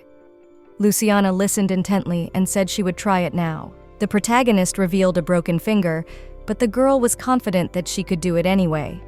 It took about half an hour or so in trying to tune in, but it never worked out. Luciana couldn't even catch the movement of the demonic power in her body. She asked the elf if there was another way. Julian replied that he wasn't even the successor of the demon king and couldn't know how to control the power of the demon god. Luciana thought what a useless elf, and it would be better if he died. The princess stopped her thoughts. She would never think like that. It was as if it wasn't her thoughts. The girl told Julian to leave first. After all, the answer wouldn't show up on its own, even if they waited here all night. The girl said that if she moved, the whole place would collapse. Luciana had protective magic, and it was unlikely this light could harm her, and the elf needed to get out. The princess said that after he got out, have him ask the servants or Marianne and Anubis for help. The protagonist realized that the easiest thing to do would be with the demon king, but as it was, he had made a lot of concessions to the princess in dealing with Gus. She had only spent half a day in the dark forest and didn't consider it a problem. What stressed her out was the fact that she had dragged Julian into it. Luciana missed the point. Since when had she become the main walking problem of the demon world? She pondered that a person changes under the influence of their surroundings. Julian said that he obeyed orders and left. The princess told him to be careful not to get caught by the king. Although Julian was annoying, but by nature, he wasn't bad at all. He asked the princess how she knew where he was, since even Marianne and Anubis didn't know the exact location of the prison cell. Luciana told him that she had traveled to the prison through magic, and afterward she had met Merlin here. As she left, the elf said he would never forget what she had done for him. Walking down the dark corridors of the prison, the elf couldn't believe that Merlin was gone. Julian had taken this young elf long ago, long before he started working in the palace. It was only because of the mixed blood that Merlin was put up for sale. As a slave, Julian gave in to the impulse and saved him. He himself didn't know if it was simple pity, or maybe he felt a kinship because he couldn't become a perfect high elf. Merlin was a smart and curious boy. It was as if Julian had gained a younger brother, and even gave him a similar name. It only took a moment for the elf to become so attached to him that even the studies of great magic that would prove his abilities were sidelined, giving way to Merlin's everyday life. It was more important to Julian then to perform small, insignificant miracles for him, to see the smile on his face. The elf had even considered giving up his position as court mage for Merlin's sake. Julian didn't understand why and how things were happening, because he had used so many spells, but he couldn't cure some miserable fever. Then there was a mysterious infection running around the world that only affected children. Julian apologized to Merlin for not being able to protect him. The boy replied that it was no big deal, and he was leaving first to keep him safe, and told him not to be sad. It was from then on that the elf dove headfirst into magic and never became attached to anyone else, putting a smiling mask on his face. Julian met Merlin in the corridors of the prison. The young elf had told his teacher that he was worried, for Julian had no friends, but now everything was all right. He had a princess, and Luciana was the one who had brought so many different people together through her words and actions. Though she had inherited the curse of perdition after Acela, like Kaon, she had been loved by the demon god. May at least in this life, she be happy. Luciana thought she was dying. On her own, she realized she wasn't going to die, but she was on the edge. The force, in the form of a strange light, seemed to be just watching, but looked like it would destroy anything that stood in the princess's way. Even if there was just a stone in front of Luciana's foot, this force would take it as a nuisance and destroy it, shattering it into pieces. The princess really couldn't budge. She felt she had to hold out to give Julian as much time as possible to escape. The princess tried one more time to remove that light herself, but she failed. Everything was completely different than usual. The flow of magical power was fast and powerful. It was only necessary to grasp the edge, and the princess could handle it as she wished. This time, it was as if Luciana was dragged into the sea. She felt like she was dreaming. The girl could breathe, or rather, she didn't even need to inhale, and the princess assumed that this place must teach her how to control her new power. Luciana had accumulated a lot of experience, and such situations did not surprise her much anymore. Around her, the girl saw a school of fish, but they didn't look like real fish. The princess wanted to take a closer look at the fish, and it suddenly spoke. Then the girl heard the voices of all the fish swimming around her. It was very noisy. The princess covered her ears, and the fish swam away as if they had never been there. The princess saw some beautiful big jellyfish around and decided that now she would not touch them, but would just look at them. One of these jellyfish was different in color and floated towards Luciana. A bird flew up to the main character. She picked it up, and the bird chanted the name, Acela. Suddenly, the girl was transported to some village. The dawn in the sky was like a fire. Luciana realized that she seemed to be in a forest near the village. The protagonist saw a little girl sitting on the grass.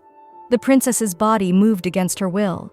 She approached the girl, calling her Acela, and asked if she was all right. Luciana had no control over what she said, as if she was acting according to someone else's memory. She realized that this someone knew Acela. The girl kept crying and saying something, but the protagonist couldn't hear a word, as if the sounds were muffled and the princess couldn't make them out.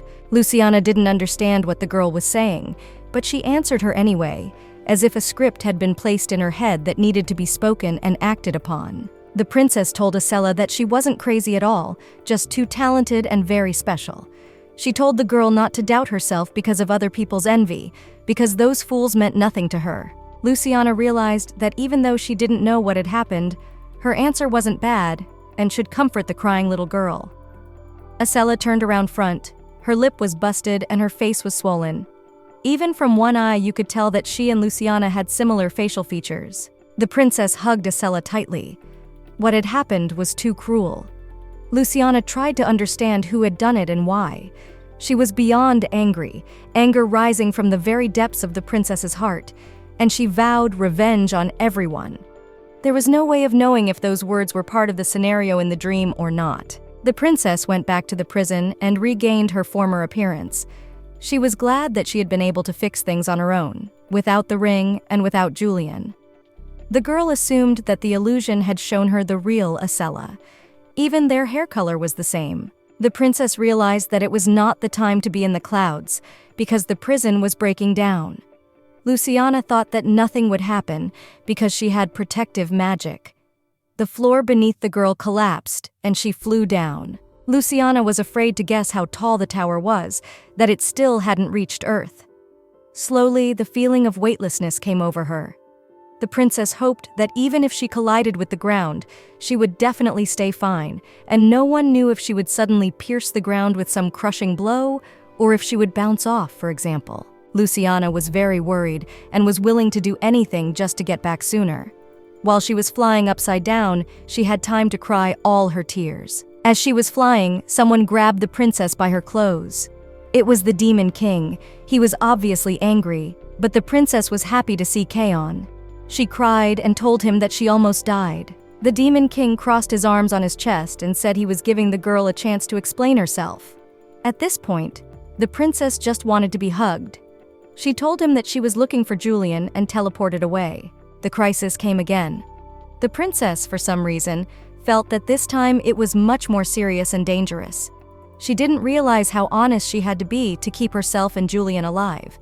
It was obvious that one careless word, and the Demon King, with his ability to read minds, would not even give her an explanation. Luciana pondered that if judging by novels, it is enough to make a cute face or a wide smile, and everything will be resolved. But the girl did not have such a cheat code, especially since she is a princess of the demon world. At that moment, the girl realized that he would read those thoughts too. She asked Kaon to forget everything she had just thought about. Luciana told the Demon King that she was dreaming of Acela, but he didn't react in any way. Kaon lifted the girl in his arms. She closed her eyes out of fear. The Demon King asked the princess to open her eyes, freeze and look into his eyes, which were like a field of wheat swaying in the wind. Luciana could not believe that pupils could appear so deep and wide. As the girl sank into those eyes, she felt something slip away from her. It was a memory with little Acela. She had forgotten everything, what the dream was about. Kaon took away all the memories with magic. The Demon King hugged Luciana tightly. It seemed to her that it was gratitude, and he must be touched that he could see Acela again, albeit in an illusion. Though no howls could be heard, and there was nothing else but hoarse breathing, it seemed to Luciana that Kaon was crying. It was strange for the princess to realize that the Demon King had taken those memories. The girl realized that she had seen Acela's past, but it was unclear why it was shown. In any case, it was important to the Demon King. The next day, Marianne tried to feed the princess, but all her thoughts were on what had happened. Though it was unclear how things were really happening, but Acela had failed to revive, and now that wound was on Luciana's heart. Kaon still loved and missed her. The girl realized how hard it was to be the sole heir. She realized that none of this should concern her, and just hoped that the Demon King would be as happy as she had once been. Marianne was very worried and asked if the princess was mad at her. Luciana replied that it wasn't like that.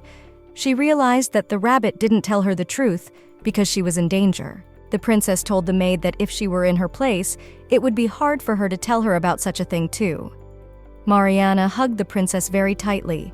Luckily, her small collarbone withstood the hug. Luciana told Marianne the story of what had happened to her. The rabbit had never heard of Merlin before.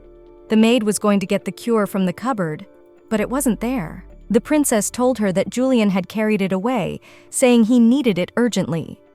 Marianne resented how the elf dared to steal the princess's things. The girl wondered if Marianne really didn't know Merlin, for he had said Julian was his teacher. The maid said she had seen a few elves, but she had never met one with that appearance, and besides, he couldn't work in the palace because of his small age. Merlin had an unusual hair color, so Luciana remembered him even though she had seen him once. Luciana said that thanks to Marianne, she was able to bond with Julian, even though she couldn't even go near the greenhouse before. Mariana, Anubis, and Julian, the three of them worked at the castle, but each had only recently completed what they had been assigned. The maid told the girl that she had helped her befriend the knight Anubis and the elf Julian. She was with her every day and helped her. The girl suggested that maybe it was because she was all alone, but she had made new friends here. Luciana was glad that she was able to meet Marianne, Anubis, and Gus in this world. The princess was also glad that she had met the Demon King. The girl wanted to see Anubis as soon as possible, and Marianne said that he would be here soon, but now he was interrogating Mr. Julian. The princess had frightening images in her mind of how a knight might interrogate an elf. Marianne reassured the girl and said that he was watching the priests, treating Mr. Julian's hands and finding out the details of the night. Luciana asked how the elf was feeling. Marianne, stroking the princess on the head, said that she didn't know how to reattach the severed hands, but thought it would be difficult and would probably have to create new hands for him. The protagonist worried whether Anubis would beat up the elf. Marianne replied that maybe a little at first, but it's just for looks, and so he'll have a long, boring conversation. The rabbit said that the girl shouldn't worry about Julian until the king himself punished him. Luciana pondered what would happen if the Demon King approached Julian and made him quit. Anubis came into the princess's room and began to apologize. The girl told him she didn't need to apologize. She was interested in Julian's fate. The knight said that Kaon had given the princess the right to decide the further fate of the elf. Luciana was happy. Anubis said that if the girl ignored, Julian would have both of his legs torn off. The princess asked the knight to tell the Demon King that she would give Julian a terrible fate. It seemed to the girl that she would soon go completely insane like that. After hearing how worried everyone was about Luciana, she apologized and said that she was always a lot of trouble. The girl asked her not to try to hide it and to let her know if something like this happened in the future. Marianne hoped that the princess would take care of herself. Anubis wished the same for her.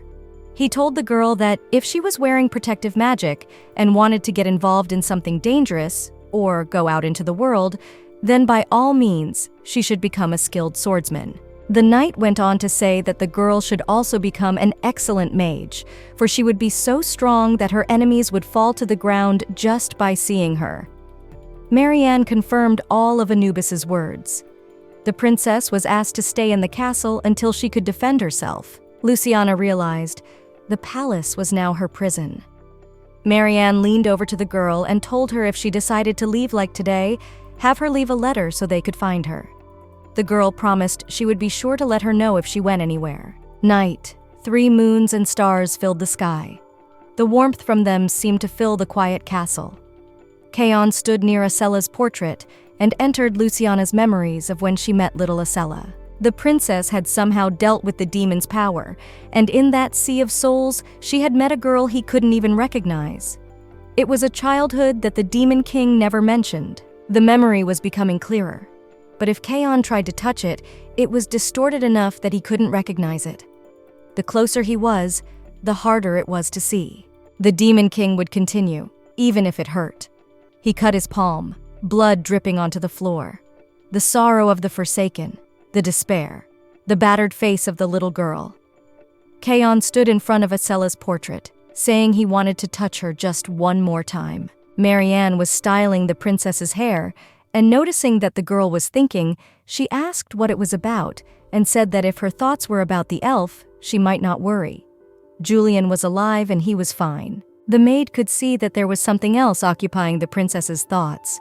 Marianne was very perceptive, and Luciana told her the whole truth of what had happened in the dungeon, though in a somewhat softened version. Marianne said she was only a maid with shallow knowledge, but she knew what the silver hair and golden eyes represented.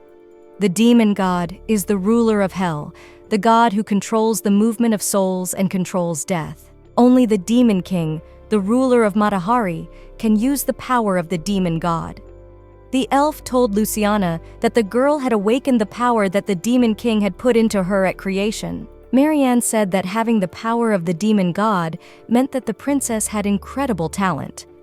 The maid didn't expect anything else from His Majesty's only daughter.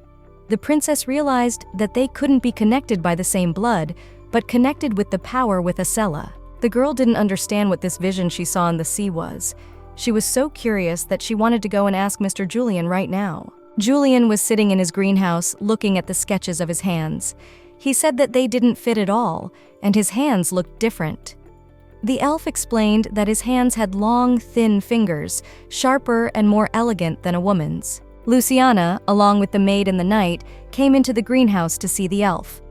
The girl asked Julian what he was doing. All the court healers had gathered in the greenhouse and were diligently painting. Julian greeted the girl and said that the priests were drawing prototypes to make him new hands.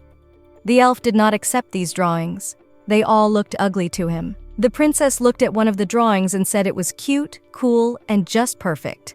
The elf said that if you think about it, just like the princess said, that drawing looked the most like his hands. The elf said that now he only needed one last ingredient, and that was the princess's blood. Anubis asked Julian's dying wish after his words. The priests said in one voice that they had asked for blood with a higher concentration of power, but never mentioned the blood of Her Highness the Princess. The knight told the vile elf to get out or he would die. Julian asked to be allowed to explain and said he could have used his own blood as well, but was told it had to be someone else. The elf screamed and told the princess that he had no hands to brush off his long hair as it tickled his face all night. Marianne hugged the princess and said that if he didn't have fingers on his hands, then let him scratch his face with his toes. The knight watched carefully and said that since this was the situation then, he would shave the elf's head so that this hair wouldn't bother him anymore, and pulled out his dagger. Anubis looked like an assassin. The elf said that the magical power of blood must exceed that of the priests to make the new hands as exceptional as they were before. He added that he could think of no one else but the princess who could help him. The knight asked the elf how much blood he needed. Julian couldn't believe that Mr. Anubis would actually do it. Marianne was worried. The princess reassured her and told her that she could heal Anubis's hands. The knight dripped blood from his finger into the glass, and the princess healed his wound with a kiss. The potion was ready, and the priests gave the elf to drink it. Everything around him glowed, and Julian's hands returned. The priests told Julian that he should remember to be careful for a month until the new hands had fully taken root. They asked him not to exert himself, simply because his movements had become sluggish. The priests added that the connection between the elf and Anubis would also be severed quite soon. Luciana, the rabbit, and the knight didn't understand the connection they were talking about. The point was that until the recipient fully absorbed the magical power of the blood received, the recipient and donor could share some sensations. The elf poked a finger in his hand, and Anubis felt it on his body. The knight told Julian that if he did that again, he would be held accountable. Julian said that was why he asked for the princess and not Mr. Anubis. Luciana laughed and was glad the knight did it and not her. The princess wondered if the bond worked in reverse. Anubis pinched himself on the arm, but the elf felt nothing. Julianu bit his own hand, and Anubis winced in pain. It became obvious that the connection was only working one way. It had been a long time since they had used this magic, so they were very worried. But things had turned out better than expected. Julian asked the knight how strongly he felt about it all. Anubis told the elf to stop all of this and told the princess he would wait for her outside. The princess's knight was heading for the exit, and the elf pinched himself again. Anubis was very angry. Marianne and the girl were worried if he was going to be all right. After the knight left, the princess asked Julian about things that interested her. The first was a vision the princess had seen in the ocean, a mysterious dimension called the Sea of Souls. It's a place that only a demon king who can utilize the power of the demon god can enter. Julian pointed out that the king should definitely know all these details. The second thing was about the chimera. These monsters were signs of disasters that happened even in ancient times. Julian said that it was a long time ago during the war against the Celestial Kingdom. The elf kept paying attention to his hands. Marianne said that his new hands looked great. Julian went on to say that based on ancient texts, the demons were afraid that the world would collapse when the chimeras appeared, so they temporarily suspended hostilities. Suppressing the chimeras was more important than war. The elf said that it was strange that the celestial demon realms stopped the war because of some hybrid monsters. Julian thought the chimeras were just an excuse to stop fighting. Luciana speculated that since the chimeras were considered a threat, the Demon King wanted to prevent them from getting out, and so ordered Gus to keep the chimeras a secret. Julian confirmed the girl's words and said that everyone was happily celebrating her birthday, and news of the chimeras would ruin their joy. The elf started to say something about the prophecy and the destruction, but suddenly fell silent. Luciana said that the chimeras were staging attacks because they were hurting, and instead of massacring them, they should go after the bad guys who made them suffer. The day the princess met the chimera in the dark forest, before the children's souls were released, they showed her some memories, the mysterious cauldron and a strange pendant. Julian said that based on this data, the culprits must be alchemists. The problem was that the previous Demon King had already dealt with them. The elf asked the princess to give him some time so he could figure it out. Julian handed the princess a treat in a pouch and thanked her for her attention. He said that Luciana was the only one who liked his cookies. Marianne wanted to say that it was all about the fact that they tasted awful, but the princess covered her mouth with her palm. Luciana told the elf that Marianne would like the treats too, and he could give more. Julian told the princess that the Demon King would be able to answer her questions today in more detail than he could, and offered to continue the lesson next time. Luciana had already said goodbye, but the elf caught up with her and told her that she had accomplished an incredible and noble feat, and the power of death usually brings suffering to people. However, the princess was able to use that very power to make them happy. The princess realized that it was a silly compliment, but she didn't mind. Luciana remembered in time about the punishment for Julian. She announced that his punishment would be house arrest in the palace for a year. Anubis and Luciana stood in the middle of the castle. The girl realized that she needed permission to visit Gus, for he had been waiting for days. Anubis said that the king had not left his room yesterday, and today seemed to be unchanged. The princess told the knight that Kaon had not even had dinner with her. Anubis suggested a visit to the king's chambers. Luciana wasn't sure if she was allowed, but the knight said the princess should be allowed. The girl said she was willing to try to visit the Demon King's chambers. She had found Acella's memory, and hoped the king would be lenient with her, even if she peppered him with questions. But most importantly, the girl wanted his permission to go to the dark forest. Anubis took the princess in his arms, and they traveled to Kaon. The spell that had been cast on the king's chambers made their location unknown. The princess and the knight traveled up several flights of spiral staircases, suddenly turned to another staircase and began to ascend and then descend. Anubis realized that they should have arrived at His Majesty's chambers by now. Suddenly the knight wrinkled his nose and said that it seemed Mr. Julian was taking a bath and he could feel everything. Anubis thought it would be difficult for both of them to enter there and advised the princess to try to conjure to get to His Majesty the same way she did when she teleported. The princess slowly walked forward and got there quickly. It turns out Anubis was indeed held together by magic. Luciana pulled the doors ajar, greeting the Demon King. She saw him going over the memories she had given Kaon time after time. Luciana realized that she was a fool because she had actually given that memory to the Demon King, and it only made him feel terrible. Kaon sat motionless. The princess addressed him several times, but Kaon didn't respond. Then Luciana walked over, took the king's face with both hands, and asked him to pull himself together, because he should at least eat and sleep. But still, Kaon still didn't react in the same way. The princess told the Demon King that he was obsessed with his love. The ruler placed his palm on her cheek and sat her on his lap. Kaon noticed that the girl had never come to him on her own before. Luciana replied that she was no longer afraid of him, so it was all right. The princess offered the king some candy. He tried to feed it to Luciana herself, but the little girl did not give up and stuffed a caramel into Kaon's mouth.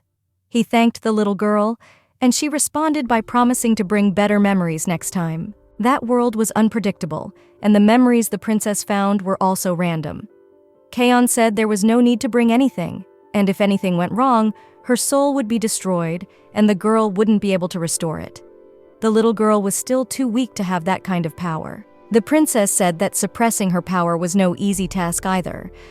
Kaon said that the girl had grown up a bit and promised that she would master this power for sure by the time she inherited the throne, for she was already born with this power, in its full form, because he had shared it with her. The Demon King had told Luciana to grow stronger, and the fact that she no longer needed the ring was just the beginning. The girl rejoiced and promised to study magic harder. She said that Julian was teaching her well, so there was no need to worry. The princess knew that her protective magic had been cast and was now working well, and asked if she could visit Gus. The Demon King replied that now that her soul had adapted to the demon realm, he was no longer so worried about her.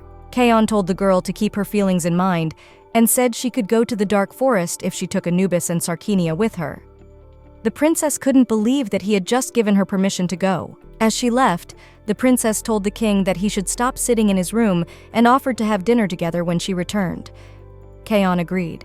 Things didn't go as Luciana had originally planned, and it took another week before she visited Gus. The first reason things had taken so long was the conflict between Anubis and Julian. The knight's body felt everything the elf's body felt. The problem was that Julian took a bath several times a day. If Mr. Julian rubbed his back or anything else, and at the same time the princess was in danger, there could be a real disaster. Anubis's protests continued uninterrupted until the doctors developed a new cure. The magical elixir worked well, and the knight no longer felt the way the elf had enjoyed the bath last night. If the first reason that stopped the princess from going to the forest was Anubis, the second reason was Luciana herself. She had finally finished learning basic theory and had started practicing magic. There were side effects from this. A flower grew on the princess's head. Julian told the girl that perhaps she, while practicing fire magic, was secretly afraid of it, and perhaps instead of working on such trifles, she wished to practice magic through which she could grow beautiful flowers. This was harder than the princess had anticipated. She wasn't interested in learning fire magic, so she didn't like the fact that she struggled with it longer than she had with teleportation. The elf promised that the girl could do it easily if she changed her way of thinking. Luciana continued to practice fire magic, and she did well. Anubis and Marianne put the girl to bed and said she could learn everything else after the trip. They wished each other sweet dreams, and the princess fell asleep. The next day, Luciana woke up, and looking in the mirror, she couldn't believe her eyes. On her head sprouted a large number of flowers. She could not visit her friend in such a form. The girl thought she looked completely wild, like a complete weirdo. The rabbits naturally put the princess at ease. She realized that if Gus saw her like this, he would literally die laughing. Butterflies swirled above Luciana's head. The Demon King came into the room and said the scent. It was a nice touch. Fortunately, the problem was easily solved. The flowers on the princess's head remained fresh for days on end. The doctors and Julian wanted to pluck them out to tidy up her hair. At that moment, the divine being Sarkinia bit off the flowers. The flowers wilted where the divine being had bitten them off. They never grew back. Julian looked into Sarkinia's mouth and said that the divine creature must have absorbed the magical power. The girl hugged the creature and thanked it for its help. The princess's head looked normal now, thanks to the divine being. Everyone rejoiced that day as the second problem was solved. Meanwhile, in the Dark Forest, Gus wondered when Luciana would show up. He didn't know if the princess missed him and felt he shouldn't have let her go then, or if he should have asked for a specific date and time for their next meeting. Gus reflected on the fact that there was no way he and the princess would have felt the same way about each other. The girl's constant kindness misled the boy. When Gus was with the princess, he could be happy, but when he stopped dangling in the clouds, everything changed. He didn't even feel like hitting the chimera. Just like Luciana wanted, the boy didn't kill any of the monsters. Instead, he tied them all up, in one place. It only took Gus 3 days to get the area in order. Even though he had waited a long time, there was no news from Luciana, so the boy shortened his time by freeing and recapturing monsters. Gus pondered what the difference was between dying by fire and dying by Luciana's kiss. The boy realized that the princess would return, and so it wasn't all bad. Everything in this forest was sullen, and the Dark Forest definitely lived up to its name. There were dark trees, dark grass, and even the clouds covering the sky were dark almost every day, however. The forest was different in Kaon's memories.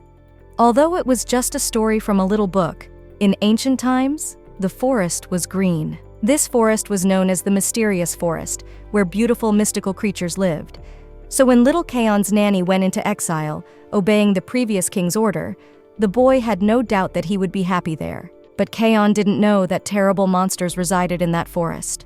And the day the truth was revealed, he lost his senses. From that moment on, it was as if a part of the boy's heart had died. Gus had triggered this memory because it started out well, but as he thought, memories of this guy? always leave a bad aftertaste in his mouth. Most of his current memories belong to Kaon. All the memories that enter Gus's mind are disgusting. There was one way to suppress them. The boy had to think of Luciana, and the memories of the princess belonged only to him.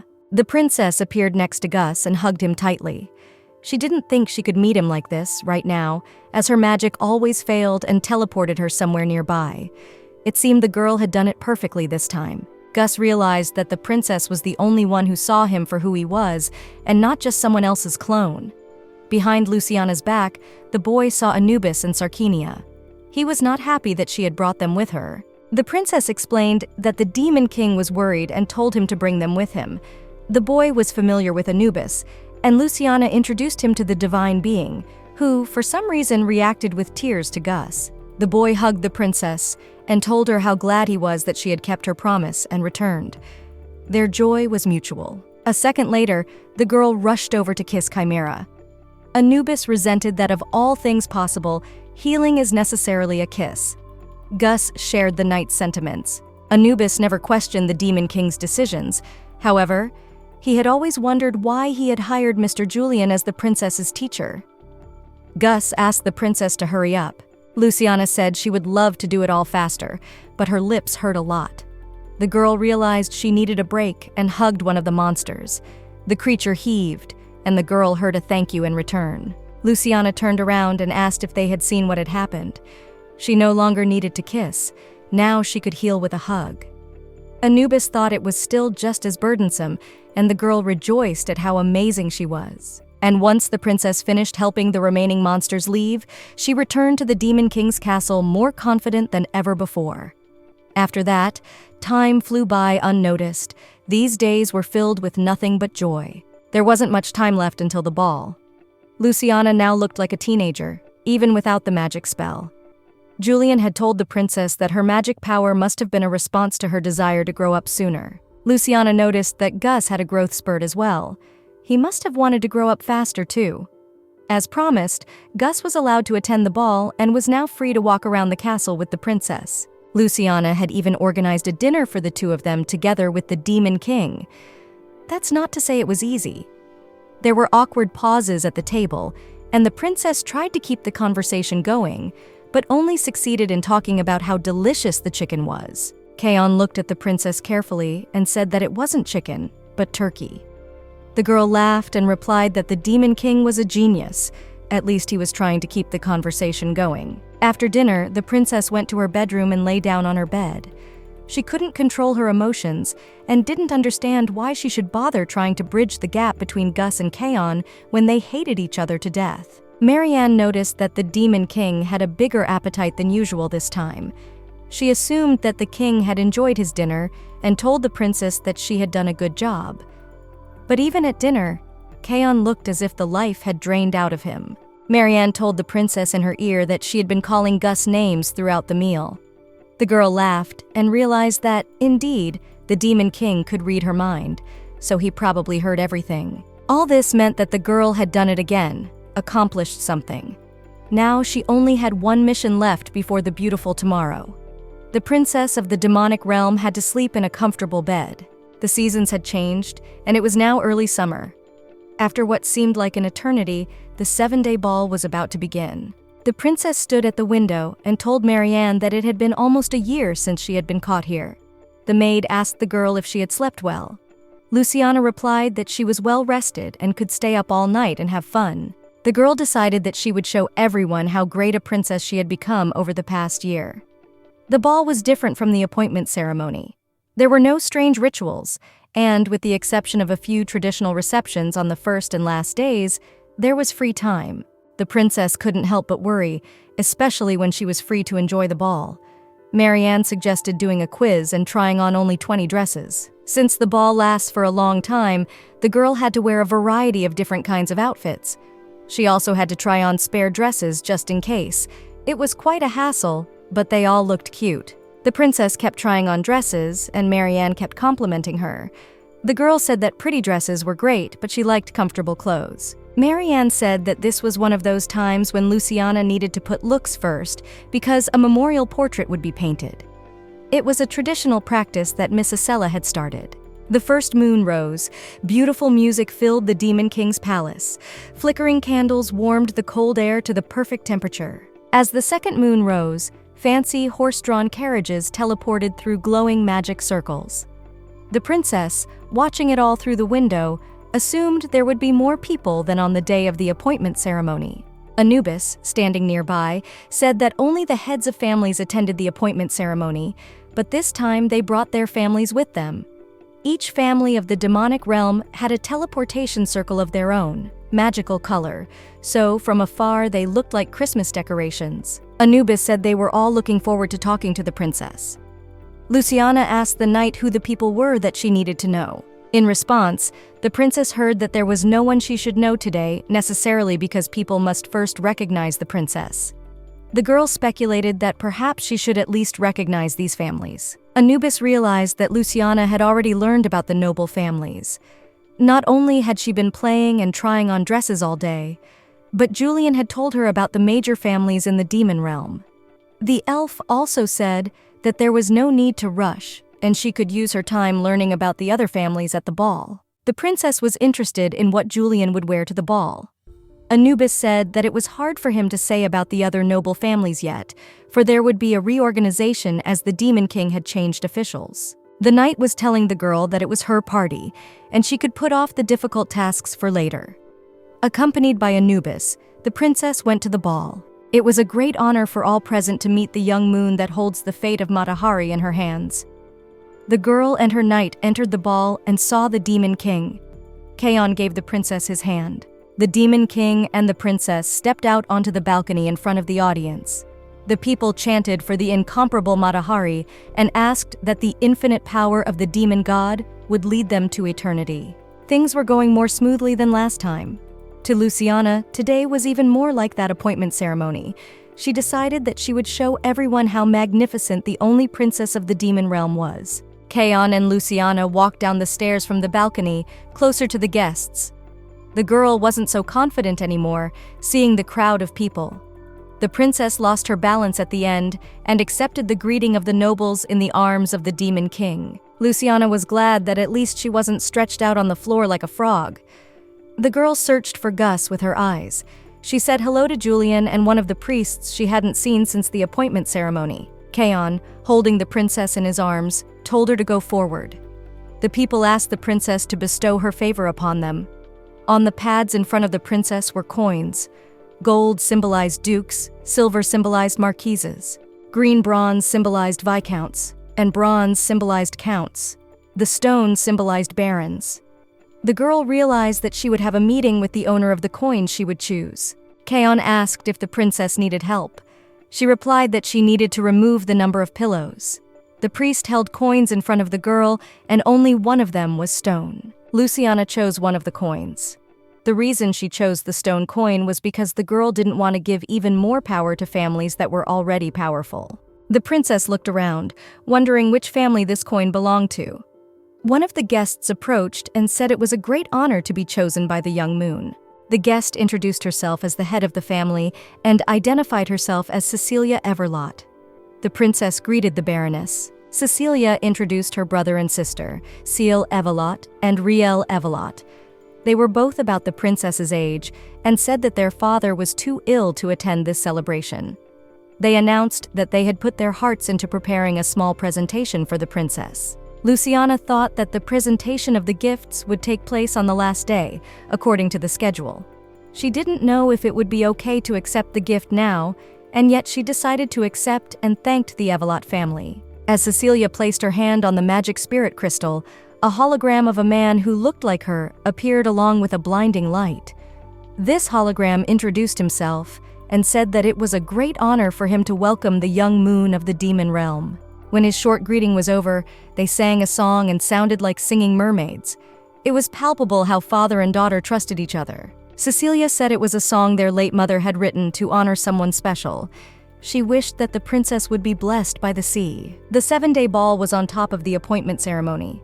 The princess was the only one in the Demon Kingdom who could influence the Demon King to that extent. The Demon King left the ballroom, leaving only Anubis with the princess.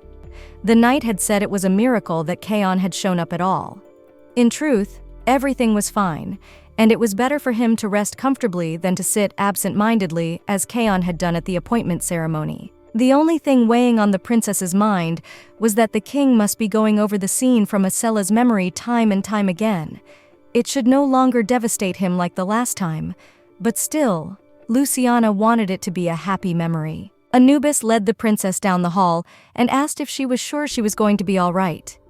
And he knew that Luciana had promised her first dance to Gus. That's what the girl was worried about, because her friend was nowhere to be found. She thought Gus would show up no later than the time Cecilia's song ended. Luciana realized that she could just step forward and dance.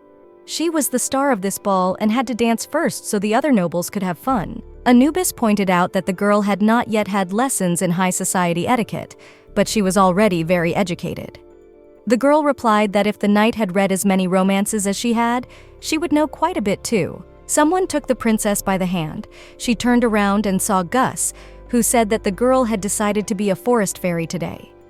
Luciana looked through the crowd and tried to find her knight. Anubis's hand appeared from the pile of guests, and the princess felt calmer. Gus told the girl that she should only look at him. The princess replied to her friend that she didn't want to look at someone who was late on such an important day. Luciana said that if he was going to be late, he should have at least warned her about it. The protagonist remembered that he had also left for the dark forest last time without saying anything. The girl didn't like the way he suddenly disappeared without a word. Gus apologized and said that he didn't want to see the Demon King. He explained that although he had gotten permission to attend the ball, he never told Kaon that he would be dancing with the princess. Luciana was almost certain that the Demon King was aware of this, for he could read her mind. There must have been such a connection between them because he had created it. Gus was shocked by those words. The princess thought that he knew about it because he knew a lot about magic. The girl realized that if the Demon King could read her thoughts, then perhaps he could read Gus's thoughts as well, and that was a monstrous violation of personal boundaries.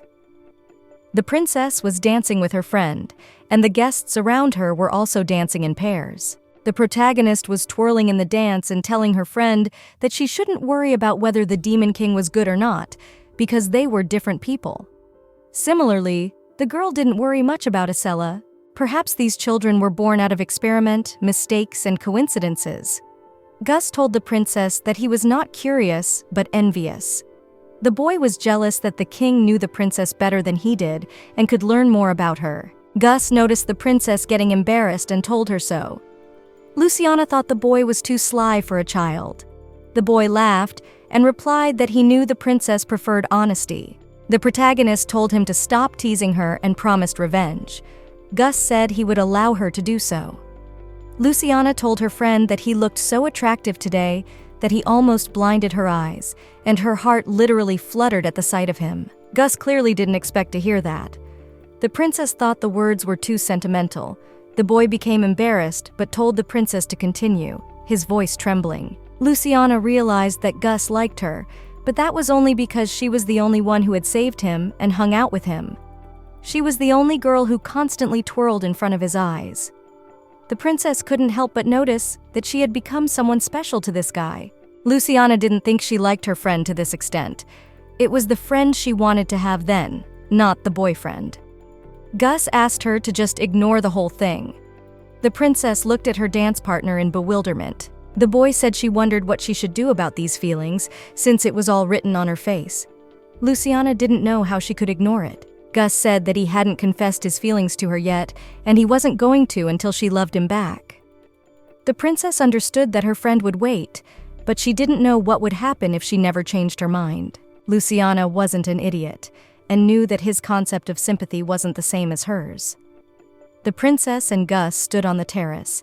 The boy took a strand of her hair and reminded her that he had asked her to ignore his feelings, but didn't say he would stop liking her. This was all happening for the first time with the princess. It was all happening for the first time with Gus, too, but that made him very happy. The boy hugged the princess. She was telling him that it was the first time she was so stunned. Luciana promised that they had to wait, and she would make him regret it. Gus replied that she would have turned him down anyway if he had confessed his feelings. But that was all just because the princess had cherished their friendship. Gus reminded the girl that she herself had said that she liked the way he would look in the future. Luciana replied that the future was unknown, and perhaps she would find a handsome candidate for a boyfriend by then. At that moment, Ciel Evelot entered the terrace. Gus, with the help of magic, made the boy feel bad. The princess told him to stop. Ciel apologized and said he wasn't trying to disturb the two of them. He just wanted to return something the princess had dropped and handed her a hairpin. Luciana didn't realize when it flew off her hair. Gus moved the princess's barrette into his hands and hung it on her hair.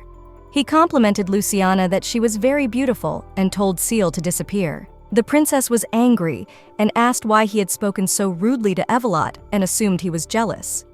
Gus confirmed her words and said there was nothing wrong with that. Luciana told her friend that she didn't like how he'd gotten jealous of her over such a small thing. Gus replied that it wasn't petty at all, and when she loved him just as he loved her, then it would all become clear. The guy said that as long as the princess didn't love him, she wouldn't be able to understand those feelings, even if he tried to explain them right now. Luciana replied that she didn't really want to understand and preferred not to look so foolish. Gus leaned into the princess and said that it was true and love makes fools. The couple continued to stand on the terrace and talk like that. Cecilia's family made a good first impression. At first, the princess did not plan to socialize with them, but she never thought of chasing them away if, by chance, they got close to her first. The princess asked the guy not to tell her that he was now imagining she would only dance with him for the next 7 days. Gus asked if he wasn't sorry for making a fool of himself. Guy said even a tiny drop of compassion would be enough and asked the princess to be only with him tonight. Luciana thought it was unfair. Gus was winning her over with his good looks. The princess said no to the guy's offer to be only with him today. On the one hand, she realized that Gus had no friends. On the other hand, she thought that this was what he should do. But the girl's answer was decisive. The guy suggested just going back to the gym and dancing. Luciana had twice as much life experience, so she decided to keep quiet and told the guy to hurry up. As Luciana and Gus held hands, the guy's smile stopped wider and he looked happier than ever. The princess was happy too, next to her friend. Cecilia Evelot slapped her brother for not asking the princess to dance and said that his pretty face was no use if he couldn't dance with the princess. Riel Evelot tried to stop Cecilia and stand up for her brother. The girl angrily grabbed her sister and told her that if she interceded one more time, she would be beaten. Ciel also told his sister not to interfere and said it was only about him. Cecilia told her younger sister to obey her brother and go do something useful like finding out the princess's favorite dessert. Cecilia told her brother that thanks to all the nonsense their mother raved about frugal living and how excessive greed brings misfortune and so on. Though they had accomplished a great deal, they were still just a family of barons. Cecilia said that right now, they were only a stone coin carelessly spinning among countless gold coins. Their mother was the previous head of the Evelot family. When the Demon King ruled the demon realm with Acela, Mama Evelot served them so well that she could even receive the highest title. However, she meekly refused twice. House Evelot was characterized by modest virtue, so they saw nothing unusual in refusing titles. Instead, the family was given rare resources that even the House of Dukes would be hard-pressed to find. They also had the support of royal mages that only a demon king could control, which brought prosperity to their feudal domain. However, Cecilia felt she had had enough of this foolish service. The girl told her brother that if her mother wanted to go crazy, she should have left her children out of it, and she never once took care of her offspring. At this rate, Cecilia would have to marry a guy from some rabble to produce an heir. Her sister had told Ciel that the same was true of him. She thought he was taking it too lightly and was disappointed. The dozens of offers they received didn't come from gold coin rank representatives. None of the gold coin families would even treat them properly. Cecilia didn't understand how these vermin dared to look down on them. Ciel promised his sister that he would definitely dance with the princess tomorrow. Cecilia thought he was obliged to do so, and it was a tempting opportunity. For the sake of that servant who worked in the Demon King's castle, and the maid from House Evelot, who couldn't date because their parents were against it. Cecilia had organized meetings for them and supported their future, just as Ciel wanted. As a result, they were able to make sure that their family's coins stood out from the rest. Cecilia asked her brother not to forget that this all started because of him, and he was the only one who had the right and good idea when they were all wondering how to get the princess's attention.